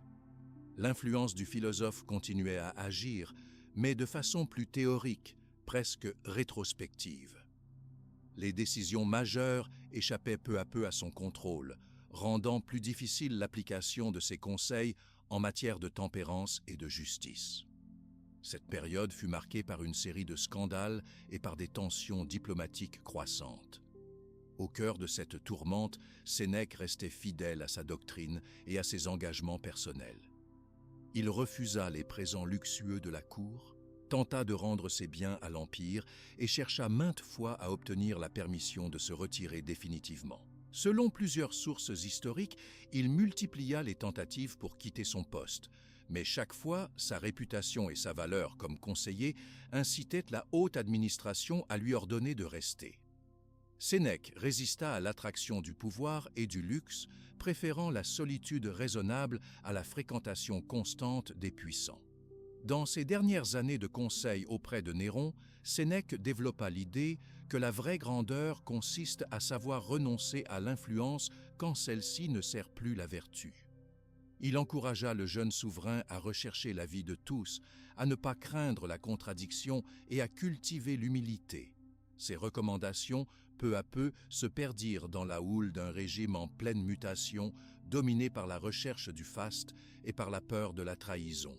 L'histoire de ce compagnonnage complexe entre Sénèque et Néron reste l'un des exemples les plus frappants de la tension entre éthique et pouvoir. Elle montre combien il est difficile de préserver la sagesse au cœur même de l'instabilité, et combien les principes philosophiques finissent toujours par se heurter à l'épreuve de la réalité politique. Pour Sénèque, ces dernières années auprès de l'empereur furent autant une épreuve de fidélité qu'une leçon de détachement. Il demeura ancré dans ses convictions, convaincu que la stabilité du monde ne peut s'obtenir que par la paix de l'âme et le respect de la vérité. Lorsque sa présence devint indésirable pour les nouveaux conseillers de Néron, Sénèque prit la résolution de s'effacer tout en continuant d'enseigner et d'écrire pour ceux qui le sollicitaient encore. Son éloignement progressif du centre du pouvoir fut vécu non comme une défaite, mais comme un retour nécessaire à la méditation et à l'amitié. Il consacra ses dernières forces à la rédaction de traités plus personnels, destinés à préparer autrui à la tempête et à rappeler que la grandeur véritable n'est jamais le fruit de la crainte ni le privilège d'un titre, mais le résultat du travail sur soi et de l'acceptation des limites imposées par la vie. Au crépuscule de sa vie politique, Sénèque n'avait plus l'illusion de pouvoir changer le monde impérial, mais il restait convaincu que la moindre pierre versée sur le chemin de la vertu pouvait inspirer ceux qui, plus tard, se retrouveraient face à la même adversité.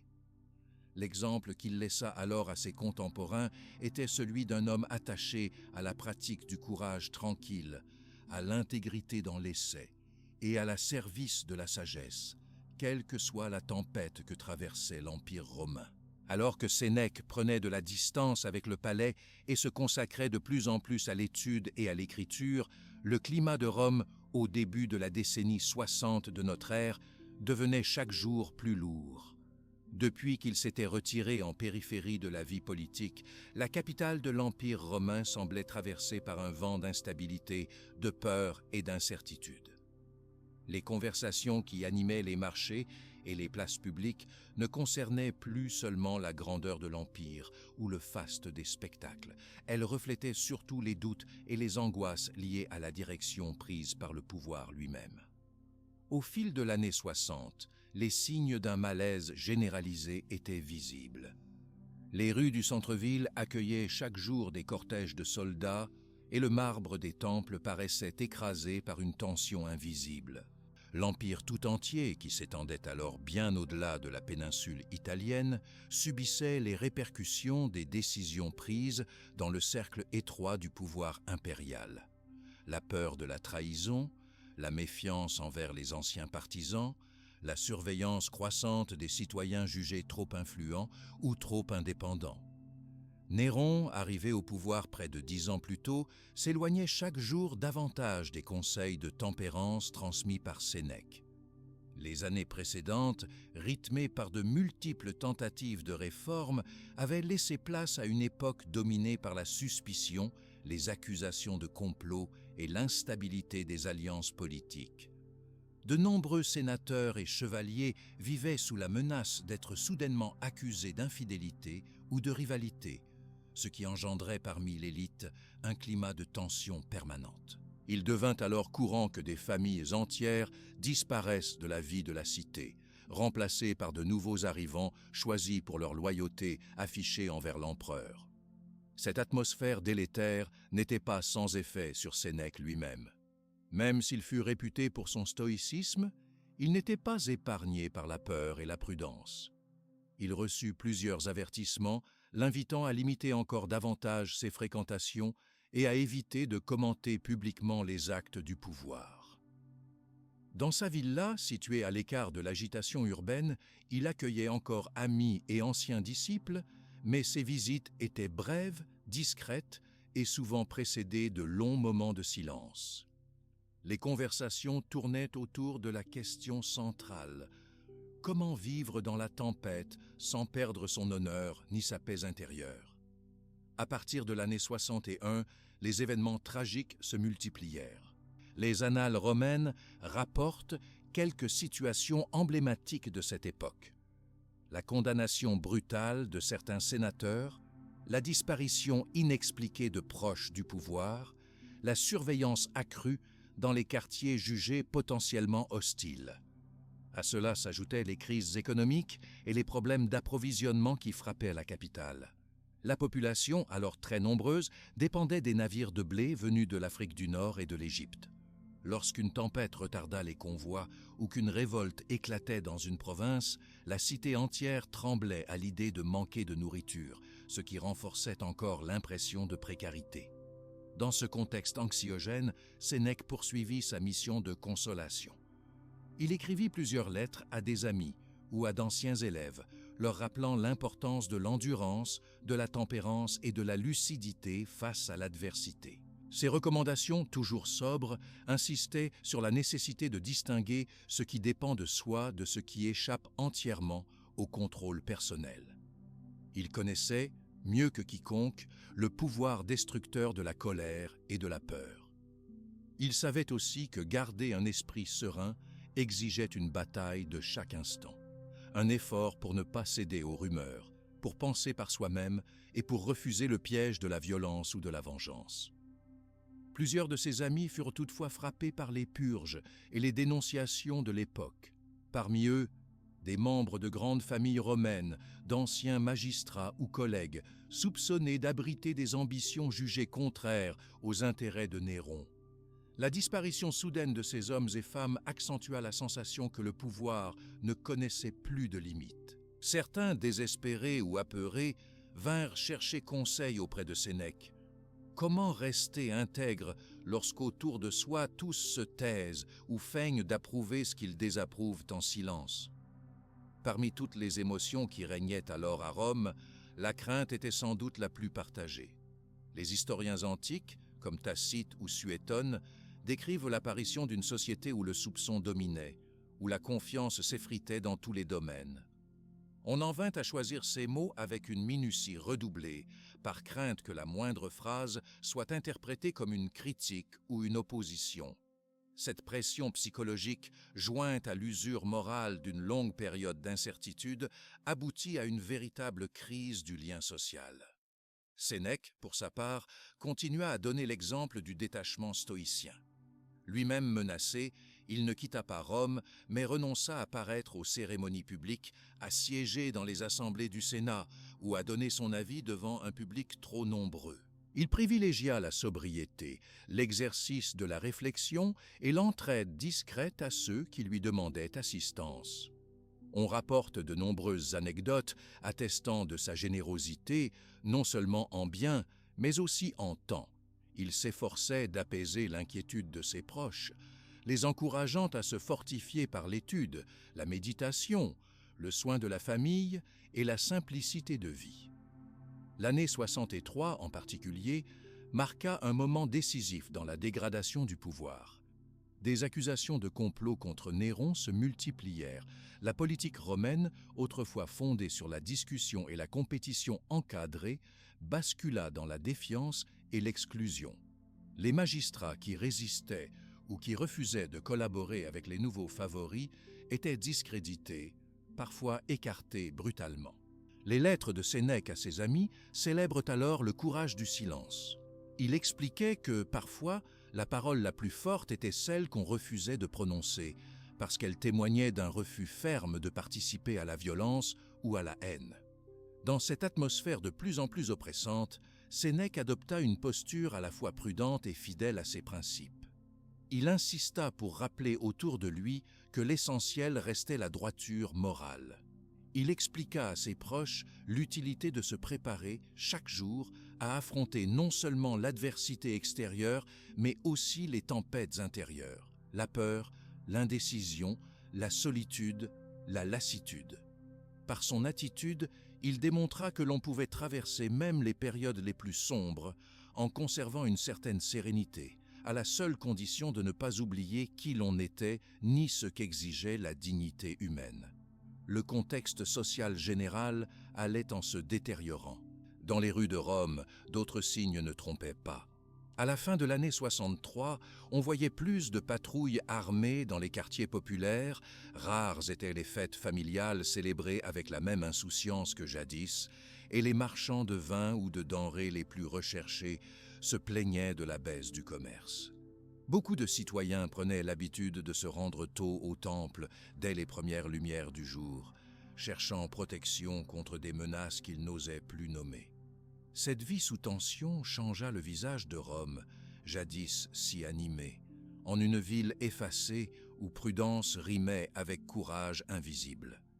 Dans les provinces aussi, le climat de méfiance s'alourdit. Les administrateurs, craignant pour leur propre avenir ou celui de leur famille, multipliaient les rapports, surveillaient leurs subordonnés, nourrissaient la peur comme un outil de préservation personnelle. La correspondance de cette époque prouve que ce sentiment n'épargnait aucune strate de l'administration romaine. Sénateurs, juges, commerçants, tous avaient appris à deviner l'intention derrière chaque regard, à anticiper la possibilité d'une dénonciation ou d'une mutation soudaine, synonyme d'exil ou de déchéance. Sénèque, confronté à ce désordre grandissant, ne cessa pas de prôner une forme de retraite intérieure.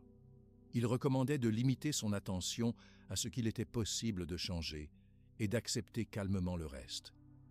Il invitait chacun à revenir au plaisir simple, cultiver un jardin, partager le pain, méditer au lever du jour ou marcher à la tombée de la nuit à l'écart des foules. Selon lui, la sagesse devait s'incarner dans chaque geste ordinaire, car dans la tempête extérieure, seul le calme acquis dans la vie privée pouvait offrir une résistance durable. Face au danger, certains de ses disciples décidèrent de quitter Rome, rejoignant à la campagne des communautés discrètes ou des familles éloignées du tumulte. Sénèque ne jugeait pas ses choix. Il comprenait que chaque nature trouvait sa manière de survivre au chaos. Pour lui-même, il prolongea le travail d'écriture et de réflexion, composant à la fin de la décennie 60 des traités où il exposait les vertus de la constance, du renoncement à l'amertume et de la bonté même envers ceux qui se trompaient ou succombaient à la tentation de la violence. Dans ses lettres, il s'adressait tantôt à de vieux amis, tantôt à des jeunes intellectuels qui l'interrogeaient sur les modèles à suivre. Il insistait sur le fait qu'aucun pouvoir, aussi oppressif fût-il, ne pouvait confisquer à un individu sa dignité ni son droit à l'espérance. Parfois, il racontait des anecdotes issues de la tradition stoïcienne, celle du sage qui, même privé de liberté, reste maître de lui-même, ou celle du citoyen anonyme qui, contre toutes les attentes, refuse de céder à la peur. Mais Rome continuait de plonger dans l'inquiétude. À la veille de l'année 64, la liste des exilés, des accusés et des amis perdus s'allongeait. La société romaine, comme prise dans une spirale, cherchait à s'accrocher à toute forme de stabilité, fût-elle symbolique ou rituelle. Et c'est dans cette atmosphère d'incertitude absolue que Sénèque affirmait plus que jamais: le dernier refuge de l'homme libre reste sa capacité à penser par lui-même, à refuser ce qui le dégrade intérieurement et à transmettre, par l'exemple, une espérance possible même dans le trouble. La voix de Sénèque, à cette époque, portait plus loin qu'on ne le croyait. De nombreux contemporains, touchés par l'écroulement des certitudes, conservaient ses textes, rassemblaient ses maximes et se consolaient dans la répétition de ses principes. Il montrait qu'au plus fort du désordre, une vie ajustée sur le courage et la maîtrise de soi était non seulement possible, mais capable de donner sens à l'existence, en attendant que revienne une époque plus paisible. Ainsi, malgré la tempête politique, La force intérieure restait le flambeau qui éclairait l'obscurité grandissante de la Rome impériale. La tension et la peur qui s'étaient installées dans la ville de Rome à l'orée de l'année 64 touchèrent profondément aussi les liens personnels et les relations politiques de Sénèque. Tout en s'efforçant de garder la dignité dans l'adversité, il devenait de plus en plus évident pour lui comme pour ses proches que le climat d'instabilité ne laissait plus aucune place à l'ancienne complicité qui avait pu exister entre le philosophe et son ancien élève, l'empereur Néron. Au fil des mois, à mesure que s'enchaînaient les dénonciations et les disparitions, la distance entre Sénèque et les sphères du pouvoir devint irréversible. Lui, qui avait été tant de fois sollicité comme guide et conseiller privilégié du souverain, sentit que son influence était désormais perçue comme une menace possible. Autrefois accueilli avec respect dans le palais, il devint peu à peu un hôte rare, puis indésirable. Cette évolution progressive et marquée par l'embarras des anciens collaborateurs fut vécue par Sénèque non comme un simple revers, mais comme une expérience lucide de ce qu'implique l'attachement aux principes lorsqu'ils deviennent difficiles à vivre. Autour de lui, beaucoup comprirent ce que signifiait être mis à l'écart. On cessait de recevoir des invitations, des missives restaient sans réponse, et il devenait prudent de ne pas se montrer ouvertement en compagnie de l'ancien conseiller. Parmi les familles proches du pouvoir, on prenait bien soin de ne rien évoquer qui pût rappeler les années où Sénèque agissait encore dans la confidence du prince. Même dans la périphérie de Rome, des voisins fuyaient parfois poliment ses salutations, de peur de tomber eux aussi dans la disgrâce. Dans cette nouvelle solitude, Sénèque confirma sa détermination à s'éloigner des intrigues politiques. Il consacra désormais la plus grande part de son temps à l'étude et à la rédaction de traités philosophiques. Les thèmes qu'il abordait prenaient un tour plus intime. Il écrivait sur la nécessité d'accepter l'instabilité du destin, sur la façon de cultiver la force intérieure face à l'adversité et sur l'illusion du pouvoir comme source réelle de bonheur. L'acuité de ses réflexions témoigne de la lucidité acquise après des années au cœur du pouvoir, tantôt écouté, tantôt mis à l'écart, mais toujours fidèle à l'idéal stoïcien. L'évolution de la personnalité de Néron, désormais adulte, accéléra l'éloignement entre les deux hommes. L'empereur, qui avait tant cherché la reconnaissance, devint méfiant à l'excès. Les gestes et les paroles de son entourage étaient désormais scrutés pour déceler la moindre trace de désapprobation ou de contestation. Les membres de la cour qui, naguère encore, voyaient en Sénèque un modèle, prenaient soin de dissimuler toute marque d'estime à son égard. L'ancienne confiance était brisée. Elle avait laissé la place à une atmosphère emplie d'anxiété, d'ambitions déplacées et de craintes perpétuelles. La société entière, à Rome comme dans les provinces, suivait à distance cette rupture. Des notables murmurèrent qu'il était risqué de paraître trop sage ou trop réfléchi lorsque l'Empire exigeait la docilité. D'autres, plus humbles, regardaient Sénèque comme l'exemple d'une résignation digne, un rappel que les honneurs sont précaires et que même les pédagogues les plus aimés pouvaient finir rejetés. Ce climat pesant n'empêcha pas Sénèque de rester fidèle à ses amis. Plusieurs cherchaient encore, avec prudence, à se rendre à sa villa de campagne, notamment lors des premières heures du matin où le calme enveloppait la campagne autour de Rome et où le passage des visiteurs passait presque inaperçu.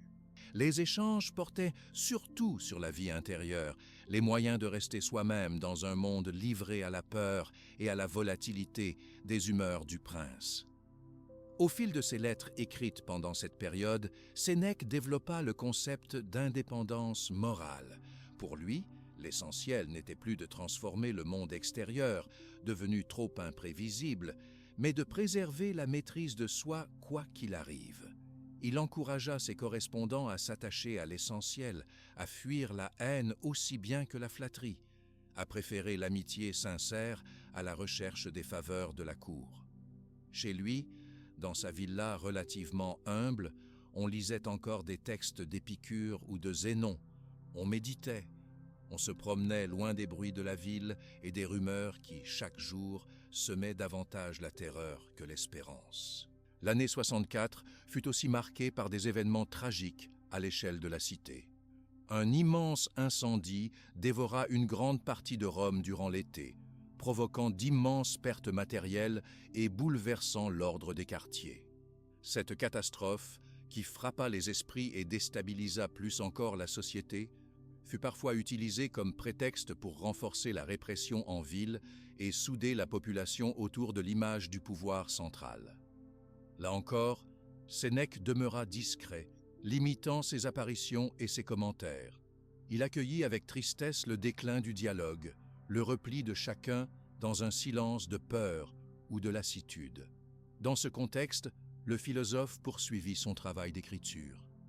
Il composa plusieurs traités sur la nature éphémère de la gloire, sur l'acceptation du sort et sur l'importance de cultiver la vertu même dans les temps les plus troublés.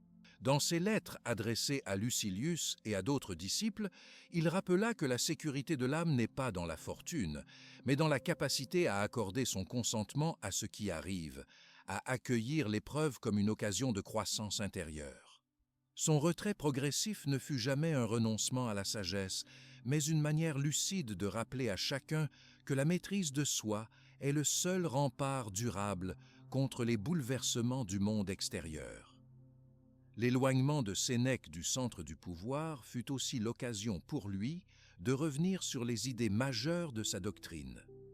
Il renouvela sa réflexion sur la liberté intérieure, sur la valeur du moment présent et sur les illusions créées par la course aux honneurs. Lui, dont l'existence avait traversé tant de contrastes, répétait à ses proches que l'homme indépendant d'esprit ne doit jamais s'abandonner aux peurs collectives ni au désespoir, mais persévérer, jour après jour, dans la recherche d'un bien qui n'est dicté ni par la foule ni par le hasard.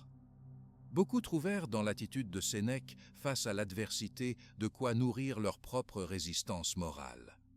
Des citoyens ordinaires, désorientés par la chute de leur certitude, lisaient avec ferveur ses écrits. D'autres, plus sceptiques, voyaient dans sa résilience un exemple à ne pas suivre dans un monde qu'ils pensaient désormais livré à la violence et au mensonge. Pourtant, la figure du philosophe, vieillissante mais droite, témoignait à la fois de l'endurance et de la capacité humaine à supporter ce que la vie impose, sans jamais trahir ses convictions profondes. Au printemps de l'année 65, la situation politique atteignit un degré d'incertitude inédit. Le cercle autour de Néron se referma davantage. Les anciens amis personnellement liés à Sénèque furent écartés, placés sous surveillance, parfois contraints à l'exil ou à la solitude. Dans l'esprit collectif, l'idée que Sénèque restait l'un des derniers garants d'une éthique supérieure persistait, même déformée par la crainte ou la propagande. Ces circonstances firent que le philosophe s'employa à transmettre le peu qui lui était encore possible, des paroles d'encouragement, des conseils pratiques pour tenir bon, et cet exemple de vie simple, calme et fidèle à la raison. Isolé dans sa propriété, Sénèque perçut peu à peu que le cours de sa vie l'avait mené non à l'échec, comme le pensaient certains de ses ennemis, mais à la consécration de sa pensée. Les circonstances venaient lui rappeler la justesse des préceptes stoïciens, le détachement, la tempérance, la bienveillance envers tous, la préparation à l'inévitable. À l'approche de la fin, la mémoire de Sénèque n'avait rien perdu de sa force. Il s'attacha à préparer ses proches et ses disciples à affronter les épreuves qui viendraient encore, certain que l'essentiel de la sagesse tient moins à la victoire qu'à la façon dont on consent à traverser la défaite. Ainsi, même dans l'éloignement du pouvoir et l'inquiétude de Rome, il restait cette lumière fragile, mais tenace, d'un homme qui n'avait cessé de croire à la possibilité d'un bonheur fondé sur la maîtrise de soi. L'histoire garderait le souvenir de ces derniers mois comme d'un exemple rare de fidélité à soi-même. Dans le silence croissant des palais et l'agitation inquiète des rues, Sénèque incarnait cette certitude discrète.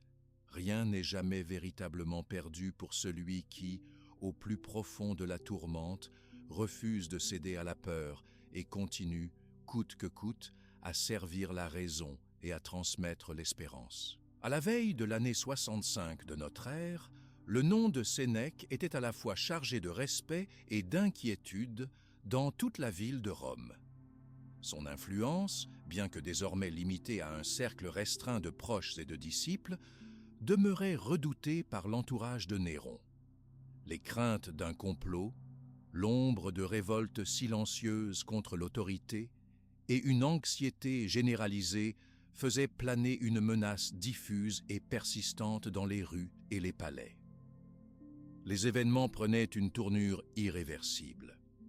La tension était devenue palpable dans chaque quartier et le soupçon imprégnait chaque relation, jusque dans les familles qui autrefois se montraient unies. Dans ce climat tendu, le nom de Sénèque fut à nouveau régulièrement prononcé dans les cercles impériaux. La proximité passée entre l'empereur et le philosophe suscitait désormais une méfiance renouvelée. Comment un homme ayant été aussi puissant pouvait-il accepter de se retirer dans le silence sans nourrir en secret des ambitions cachées? Les adversaires de Sénèque, jaloux de sa réputation ou avides d'occasion pour se rapprocher du pouvoir, soufflaient à Néron l'idée que le stoïcien était dangereux, qu'il restait trop influent parmi les élites et qu'un tel prestige pouvait, dans les circonstances actuelles, s'avérer une menace. C'est dans ces conditions qu'éclata la célèbre conspiration dite de Pison au printemps de l'an 65. Ce complot, qui visait à renverser Néron et à restaurer un gouvernement plus équilibré, impliqua de nombreux citoyens issus des familles sénatoriales, des officiers et quelques intellectuels de renom. Que Sénèque ait été directement mêlé à cette affaire ou non restera sujet à débat chez les historiens. Les chroniques antiques, dont celle de Tacite, mentionnent la méfiance toujours plus grande de Néron et de ses conseillers envers ceux qui incarnaient la sagesse et la retenue. Lorsque le complot fut découvert, des vagues d'arrestations frappèrent Rome. La peur se propagea plus rapidement encore. Il suffisait d'un soupçon, d'une dénonciation ou d'un ancien lien d'amitié pour être désigné suspect. Les maisons proches des conjurés furent fouillées, les correspondances analysées, la moindre parole passée au crible. Les proches de Sénèque, inquiets pour sa sécurité, multipliaient les précautions, mais ils vivaient désormais dans une telle simplicité que peu de traces concrètes pouvaient être retenues contre lui. La convocation impériale ne tarda pas. Vers le mois d'avril de l'année 65, alors que le printemps adoucissait à peine l'atmosphère pesante de la ville, Sénèque reçut la visite des émissaires de Néron. On exigea sa présence dans sa villa de la campagne campanienne, loin du bruit de la ville, mais non hors de portée de la volonté impériale. Le message portait une formulation sévère. Le philosophe fut accusé de complicité morale et intellectuelle avec les conjurés, alors même que beaucoup de témoins, y compris dans la famille du philosophe, affirmaient qu'il n'avait cessé d'encourager la tempérance et l'acceptation du sort. Dans sa maison retirée, Sénèque accueillit la nouvelle avec un calme qui surprit ses visiteurs. Il rassembla quelques amis fidèles, leur confia ses derniers conseils sur la nécessité de rester digne, même face à l'injustice, et les remercia pour la confiance et la loyauté reçues tout au long de sa vie. Il se montra particulièrement serein, témoignant ainsi que sa philosophie n'était pas seulement une doctrine pour les bonnes saisons, mais une force qui porte dans l'adversité. L'attitude de Sénèque dans ces dernières heures est restée comme un modèle de la sagesse antique. Loin de l'agitation ou de l'amertume, il rappela que les leçons du stoïcisme consistent précisément à accepter ce qui ne dépend pas de soi. Il encouragea ses proches à garder le courage, à se souvenir que le vrai bien ne saurait être ôté par le destin ou la décision de quelque homme de pouvoir. À Rome, la nouvelle du sort du philosophe se répandit comme une onde de choc. Beaucoup ressentirent à la fois la gravité de la situation et le sentiment qu'un âge s'achevait, celui de la grandeur morale incarnée par quelques figures d'exception. Dans les familles, on lisait à voix basse certains passages des lettres du maître, comme pour conjurer l'idée qu'il était possible de vivre sans céder à la peur. Parmi ses disciples, l'émotion laissa bientôt place à une réflexion renouvelée sur le sens de la fidélité et sur la manière de transmettre à leur tour l'exemple reçu. La nuit qui suivit fut empreinte d'une grande retenue. Il n'y eut ni lamentation excessive, ni démonstration publique. Les amis de Sénèque, dispersés aux quatre coins de la ville ou réfugiés dans des propriétés rurales, méditèrent sur la constance et la grandeur d'âme que le philosophe venait de démontrer une fois de plus. Dans le silence des heures, beaucoup se rappelèrent une phrase répandue dans ses manuscrits. « Il n'est pas donné à chacun de choisir les circonstances de sa sortie du monde, mais il est possible à tous de choisir la manière dont on habite jusqu'au bout l'instant qui lui est accordé. » Le passage de Sénèque hors du tumulte politique n'entraîna pas l'oubli de sa pensée. Au contraire, il marqua le début d'un cycle de lecture et de relecture de ses œuvres, d'une volonté de prolonger, contre le désordre de l'époque, le modèle d'une vie intérieure fondée sur le courage, la simplicité et la lucidité. De nombreux contemporains, frappés par la violence des purges en cours, trouvèrent dans l'évocation de ce dernier exemple un réconfort. Ils y lurent un message intemporel. Il est toujours possible, même dans les circonstances les plus dures, d'affirmer la paix de l'âme et la dignité silencieuse. Dans les semaines qui suivirent, tandis que l'Empire poursuivait sa marche incertaine, l'entourage du philosophe chercha à préserver ses manuscrits, à retranscrire ses maximes pour les générations futures. Les idées stoïciennes connurent une nouvelle vitalité. Dans les amphithéâtres, les écoles, les cercles familiaux, on discutait de plus en plus de la capacité à résister intérieurement à l'adversité, à réserver son énergie aux choses vraiment essentielles, à transmettre par le geste, la parole et l'exemple la possibilité d'une vie juste malgré la violence de l'histoire. Le départ de Sénèque ne fut pas la fin de son histoire. Sa manière d'accepter l'injustice et de rester égal à lui-même jusqu'aux derniers instants donna son visage définitif à ce que la tradition raconte sur lui. Pour beaucoup, à Rome comme dans les provinces, il incarna la force tranquille d'un esprit libre. Son enseignement poursuivit son chemin, se déployant dans les générations suivantes comme une lumière ténue, mais durable, dans les moments les plus sombres de la société antique. Cette mémoire, entretenue par les amis, protégée par la discrétion de ses proches, devint rapidement un point d'ancrage. À chaque époque difficile qui suivit, on rappela que l'homme peut être dépouillé de tout, sauf de la souveraineté de son jugement et du courage dont il fait preuve face à ce qu'aucune volonté n'aurait pu changer. Dans la cité en proie à la peur, dans les familles endeuillées ou dans les cœurs marqués par l'injustice, le dernier témoignage de Sénèque resta comme une réponse silencieuse mais indestructible à la question du bonheur et de la fidélité à soi-même. Les siècles à venir allaient peu à peu consacrer cette mémoire. Dans les décennies qui suivirent l'année 65, au fil des misères politiques et des remous sociaux, les lettres, les traités et les maximes du grand stoïcien furent recopiés, diffusés, enseignés bien au-delà des frontières de Rome. Loin d'être effacés par le tumulte, ces conseils devinrent une ressource, un abri secret pour tous ceux qui chercheraient un sens au-delà de la fortune et du pouvoir. Et c'est ainsi, à l'issue de cette période de crise, que la figure de Sénèque se détacha définitivement des intrigues pour demeurer dans la mémoire commune comme la preuve vivante qu'il est possible, envers et contre tout, de vivre avec grandeur, même au milieu des menaces et de l'incertitude du destin. La disparition de Sénèque, survenue au printemps de l'an 65 après Jésus-Christ dans sa villa de la région campanienne, n'annonça pas la fin de son influence, bien au contraire.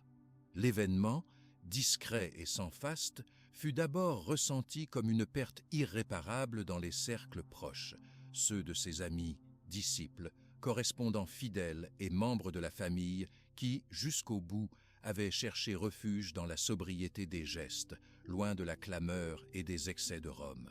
Mais très vite, à partir des premiers jours de l'été de cette même année, la figure de Sénèque commença à prendre une dimension nouvelle. Ce n'était plus seulement un philosophe parmi d'autres, ni même un conseiller du prince qui aurait succombé aux caprices du destin. L'homme s'imposa, dans la mémoire collective de Rome, comme un exemple de constance et d'intégrité. Il avait vécu, enseigné et quitté le monde selon les principes qu'il avait défendus, et son chemin confirmait encore la voie qu'il avait tracée. Sa réputation, bâtie sur la droiture, n'avait pas été ternie par les campagnes de dénigrement ni par les accusations portées par ceux qui voyaient en lui un danger pour l'ordre établi. Pour nombre de contemporains de Sénèque, la période qui suivit sa disparition fut celle d'un deuil difficile. Plusieurs amis et disciples s'attachèrent à préserver sa mémoire. Ils recueillirent ses papiers, recopiant à la main ses écrits, ses lettres et ses maximes pour éviter que l'oubli ne vienne effacer sa voix dans le tumulte du temps. Certains, au prix du risque, firent circuler sous la protection de familles amies des textes rédigés au fil des années précédentes. À Rome, dans les écoles, chez certains sénateurs restés discrets, on récitait encore les paroles du maître le matin, en guise d'antidote à la peur et comme rappel du devoir de dignité. Dans les provinces aussi, le souvenir de Sénèque commença à s'étendre. Des voyageurs, des commerçants ou des fonctionnaires ayant connu la douceur de son enseignement rapportaient dans leurs déplacements les histoires, les anecdotes et les fragments de sa pensée. En Hispanie, dans la région où il était né 65 ans plus tôt, des maîtres de jeunesse s'efforçaient d'inculquer à leurs élèves l'amour de la vertu, de la réflexion et du recul. Les plus anciens se souvenaient du chemin parcouru. D'enfant curieux à Corduba, Sénèque était devenu un modèle pour toute une génération secouée par des troubles politiques et sociaux. Outre sa vie exemplaire, c'est d'abord par l'écrit que l'héritage de Sénèque survécut aux années difficiles qui suivirent. Ses lettres à Lucilius, composées dans les dernières années de sa vie et rassemblées peu à peu en recueil, circulèrent discrètement parmi les amis de la philosophie et bien au-delà. Ces textes, écrits dans une langue simple mais profonde, exposaient tour à tour l'utilité de la patience, la nécessité d'accepter ce qui échappe au contrôle de chacun, l'art de distinguer l'essentiel du superflu, l'importance des liens d'amitié, la pratique de la bonté au quotidien.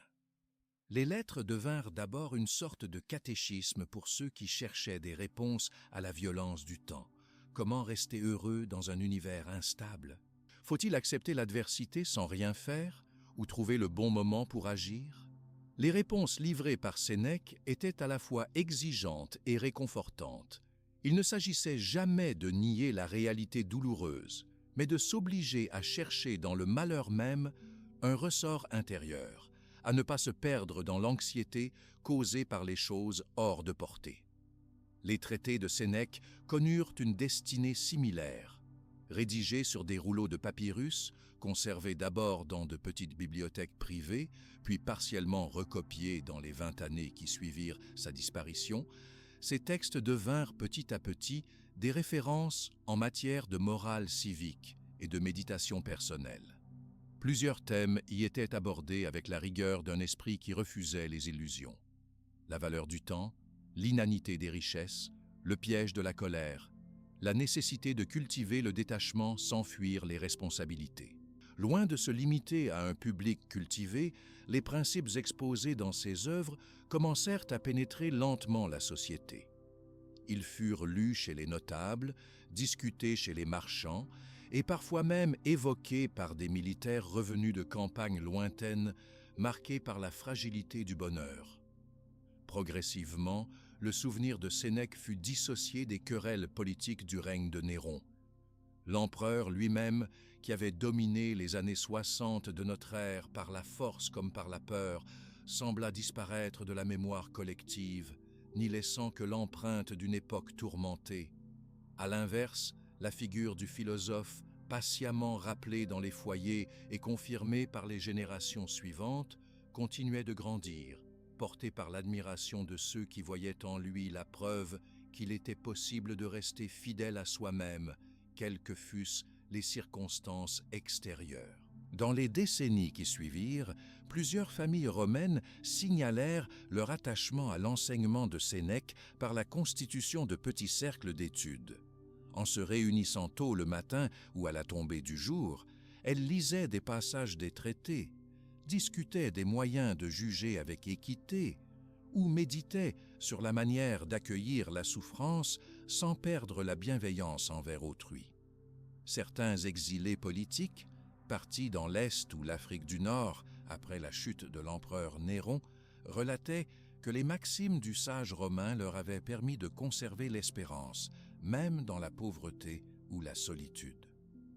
Le souvenir de Sénèque ne fut pas que celui d'un penseur retiré. Il survivait aussi à travers les anecdotes racontées dans les métiers les plus modestes. On disait que, durant les dernières années de sa vie, il avait gardé une extrême simplicité d'habitude, s'astreignant à la frugalité, préférant la compagnie des plus humbles au faste que lui offrait la fortune. Cela n'étonna guère ceux qui avaient connu sa trajectoire. Même nommé dans la proximité du pouvoir, il n'avait jamais cessé d'alerter contre les dangers de la jalousie, de l'orgueil ou de l'avidité. Au début du IIe siècle après Jésus-Christ, la place de Sénèque au sein de la culture romaine s'affirma. De nouveaux auteurs le citèrent dans leurs œuvres. Des juristes empruntèrent ses raisonnements. Certains médecins puisèrent dans ses aphorismes des réflexions sur la santé mentale. Son héritage ne fut donc pas seulement moral ou politique, il se diffusa aussi dans les usages de la vie pratique et dans l'art de résister à la souffrance. La correspondance privée de cette époque montre comment des familles transmettaient, de génération en génération, la discipline de la patience et de l'observation lucide héritée de Sénèque. Même si l'Empire changea de visage au fil des années, alternance de réformes, de guerres civiles, de reconstructions imposées par des empereurs successifs, le nom de Sénèque resta un symbole de droiture, de fidélité à la raison et d'humanité. Les plus jeunes, instruits au sein de foyers où l'on pratiquait déjà la lecture de ces textes, trouvaient dans ces formules concises de quoi organiser leur conduite et répliquer à la peur ou au désespoir par la force du regard intérieur. La postérité du philosophe s'étendit encore lors des grandes crises qui ébranlèrent l'Empire, en particulier aux alentours de l'an 120 et lors des soulèvements civils. À ces moments de bascule, la sagesse héritée du stoïcisme trouva, dans la mémoire de Sénèque, une source renouvelée d'inspiration. Au carrefour du monde méditerranéen, sur les routes qui reliaient l'Hispanie, la Gaule, l'Italie et l'Asie, marchands et pèlerins échangeaient non seulement des biens matériels, mais aussi la promesse, inscrite dans ces lettres, d'une vie libre, affranchie du joug de la peur et de l'injustice. Parmi les exemples les plus marquants de la survie de cet héritage, on compte la transmission manuscrite de ses œuvres, qui échappèrent aux persécutions et aux caprices des modes. Des copies circulèrent aux frontières du monde antique, puis furent traduites dans d'autres langues, permettant à l'esprit de Sénèque de franchir les siècles et les civilisations. On observe ainsi, dès les premiers siècles de la chrétienté, la réapparition de ces maximes dans les sermons, la constitution de recueils de pensées destinés à servir de guide dans les périodes d'épreuve. Les siècles suivants verront ainsi l'œuvre de Sénèque s'inscrire peu à peu dans l'histoire universelle des idées. Mais dès la fin du 1er siècle, il était acquis dans les familles cultivées et chez les plus humbles que sa vie n'avait pas été vaine. Elle montrait aux plus jeunes que la fidélité à ses principes peut fonder, bien au-delà de la fortune, le seul bonheur solide, accessible dans les gestes du quotidien, la bienveillance envers autrui et le courage de traverser, sans se renier, les tempêtes du monde. L'héritage de Sénèque resta vivant non seulement par la diffusion de ses textes, mais aussi par l'exemple silencieux qu'il laissa à Rome et dans tout l'Empire, celui de préférer la lumière de la raison aux séductions du pouvoir, de privilégier le réconfort de la sagesse partagée à la violence de la compétition, et de cultiver la confiance dans ce qui dépend vraiment de soi. Quels que soient les bouleversements alors en cours, ce message incontournable se transmettra avec une vigueur intacte aux générations qui, bien plus tard, liront ses conseils pour traverser les difficultés de leur propre vie. Au fil des décennies et des siècles, bien après que le nom de Sénèque ait cessé d'être murmuré avec inquiétude dans les couloirs du pouvoir romain, son héritage continua d'exercer une influence indélébile sur la manière de penser, d'enseigner et de vivre. Les textes rassemblés, transmis et parfois réadaptés franchirent les barrières de la langue, de la géographie et du temps. Cet héritage prit racine dans les écoles philosophiques, réapparut dans les foyers, inspira des réformes et guida des décisions individuelles, traversant aussi bien les grandes crises de l'Empire que les moments de paix relative. Ce legs, longtemps réservé aux cercles instruits, se diffusa progressivement dans des milieux plus populaires, dépassant la sphère restreinte des lettrés. Au IIe siècle de notre ère, à Rome et dans de nombreuses provinces, conserver à portée de main un recueil de maximes de Sénèque devint signe de distinction intellectuelle et morale. Les jeunes aristocrates, mais aussi les procureurs de province et certains chefs militaires, se référaient à ces préceptes pour régler leurs conflits intérieurs et prendre du recul face aux tentations du pouvoir. On le vit même influencer certains empereurs qui, confrontés à la brutalité des événements, cherchaient dans ses écrits des conseils de tempérance et de maîtrise de soi. Durant l'Antiquité tardive, la transmission manuscrite confirma la solidité de cette tradition. Les moines des premiers monastères copièrent patiemment, à la lueur de la chandelle, les lettres et les traités du philosophe hispanique. La pensée de Sénèque, d'abord attachée à la Rome impériale, fut accueillie dans le monde chrétien naissant. Sa réflexion sur la brièveté de la vie, la valeur de chaque journée et l'importance de l'exercice du libre arbitre trouva un écho nouveau auprès des théologiens et des moralistes qui cherchaient à rapprocher les sagesses antiques des préceptes évangéliques.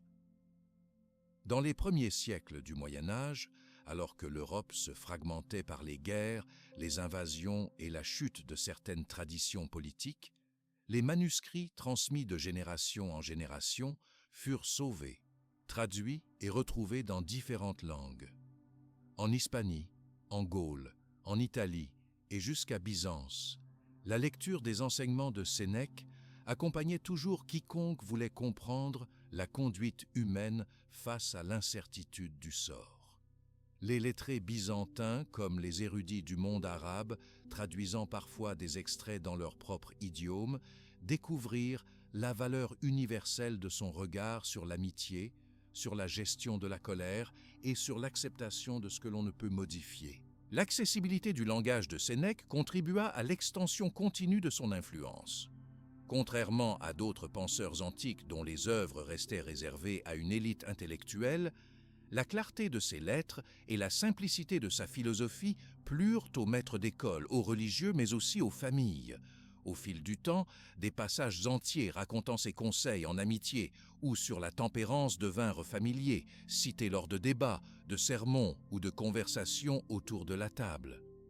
À chaque conflit, chaque famine, chaque cycle de prospérité, le rappel à la sérénité stoïcienne permettait aux lecteurs de garder espoir et confiance dans ce qui leur était propre.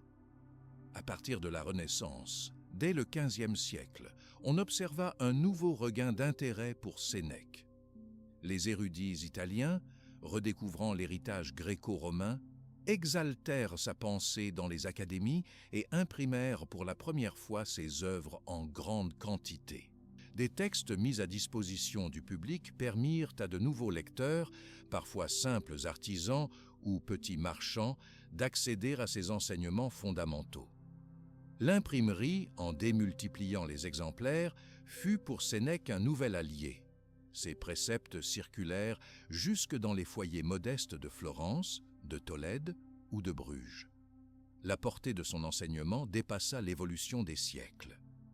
Au XVIIe siècle, alors que l'Europe traversait les guerres de religion, certains philosophes laïcs et théologiens réformateurs cherchèrent chez Sénèque une voie sincère pour cultiver la paix intérieure. On retrouva dans ses écrits la dénonciation des illusions du pouvoir, l'appel à l'amitié authentique et la confiance dans la valeur de l'effort individuel. De jeunes hommes appelés à gouverner, mais aussi de simples citoyens, découvrirent ainsi la possibilité de surmonter la peur, l'envie ou le désespoir à travers la pratique quotidienne des vertus qu'il avait célébrées. Au fil des siècles modernes, Sénèque devint d'ailleurs un sujet d'études scolaires. Au XVIIIe siècle, son influence se fit sentir dans le mouvement des Lumières. Des philosophes français, allemands et britanniques, en relisant ses œuvres, admirèrent sa capacité à unir l'idéal de liberté intérieure à une critique lucide de la course aux honneurs et richesses. Dans les écoles, les élèves apprenaient à déclamer des passages entiers consacrés au courage tranquille, à la modération, au refus de juger autrui, à la patience face au sort. La transmission orale, tout autant que la lecture savante, perpétua par ailleurs les conseils de Sénèque. Dans les familles, les grands-parents rapportaient à leurs petits-enfants l'histoire d'un homme qui, ayant conseillé un empereur, s'était volontairement retiré plutôt que de céder à la flatterie et à l'orgueil. Les maximes affichées sur les murs, parfois gravées dans la pierre ou brodées sur des tentures, rappelaient quotidiennement: il n'est pas possible de tout contrôler, mais même le plus humble peut gouverner ses propres réactions. Au XXe siècle, à la faveur des grandes crises mondiales et des bouleversements sociaux, le message de Sénèque retrouva une pertinence accrue. Psychologues, professeurs et militants évoquèrent à leur tour la dimension universelle de l'idéal stoïcien. Beaucoup de personnes confrontées à l'incertitude ou à l'injustice lirent ou relurent les lettres à Lucilius, cherchant dans ces pages la force de dépasser les épreuves. Les thèmes de la résilience, de la gratitude, de l'acceptation et du renoncement aux excès revinrent au premier plan, solennellement cités dans des centaines de contextes différents, des thérapies familiales jusqu'aux débats politiques. À l'ère numérique, le visage de Sénèque, souvent imaginaire mais porteur de sagesse, s'afficha sur les sites de citation, dans les podcasts et jusque dans les messages rapides échangés entre amis. La portée de ses idées trouva une place nouvelle. On répandit à travers le monde ses préceptes sur l'art de vivre dans le moment présent, d'accueillir avec bienveillance ce que l'on ne contrôle pas et de garder calme et patience en toutes circonstances.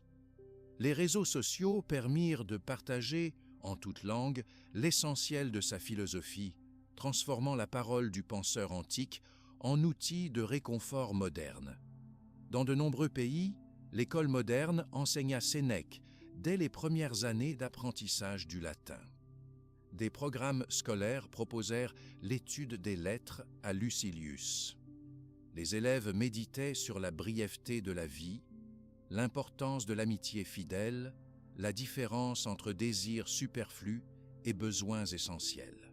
Des enseignants, parfois inspirés par des lectures personnelles, proposèrent à leur classe des ateliers autour de la question: qu'est-ce qu'un vrai bonheur? Pourquoi la force intérieure reste-t-elle la plus précieuse de toutes? Dans les sociétés traversées par l'incertitude économique, l'instabilité ou la peur, beaucoup trouvèrent dans l'exemple de Sénèque une façon de mieux supporter les épreuves. Des parents en difficulté expliquaient le sens de l'acceptation à leurs enfants. Des jeunes confrontés à l'échec ou à la solitude se laissaient toucher par la simplicité de la formule: tu ne peux pas tout changer, mais tu peux choisir ce que tu ressens et ce que tu fais. Des professionnels, soumis au stress quotidien, apprenaient à ralentir, à faire une pause pour observer leurs émotions et à relativiser les petits revers. Les associations, les universitaires et certains cercles de dirigeants entreprirent, même au XXIe siècle, de créer des groupes de réflexion inspirés du stoïcisme antique. On y lisait, discutait, puis expérimentait dans la vie ordinaire la discipline du calme, de la gratitude, de la maîtrise de ses peurs et de ses colères.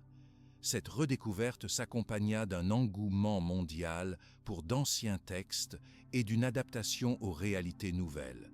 Les peines, les incertitudes et les espoirs d'aujourd'hui trouvèrent, dans la voix simple et bienveillante du philosophe, une réponse intemporelle. L'héritage de Sénèque ne se limita jamais à la Rome de son temps, ni même à l'Empire disparu. Son exemple vogue à travers les générations, porteur d'un modèle accessible à tout être humain. Accepter ses faiblesses, affronter sans amertume ce qui ne dépend pas de soi, rendre grâce pour ce qui existe, demeurer bienveillant dans la difficulté, choisir le courage plutôt que la plainte, apprendre à aimer la simplicité plutôt que d'attendre toujours plus. Voilà ce qui relie un passé lointain à l'expérience de notre époque. Ainsi, à chaque moment où la vie impose ses tempêtes, une voix apaisante rappelle que la dignité, la sagesse et la paix sont à la portée de chacun, pourvu qu'il accepte de tourner le regard vers l'intérieur. Les lettres de Sénèque, lues et relues sur 1000 supports, continuent d'enseigner, non comme une méthode dogmatique, mais comme une invitation à expérimenter, à s'ajuster, à se réjouir de ce qui est véritablement entre nos propres mains, l'art de vivre chaque jour en paix avec soi-même et avec les autres.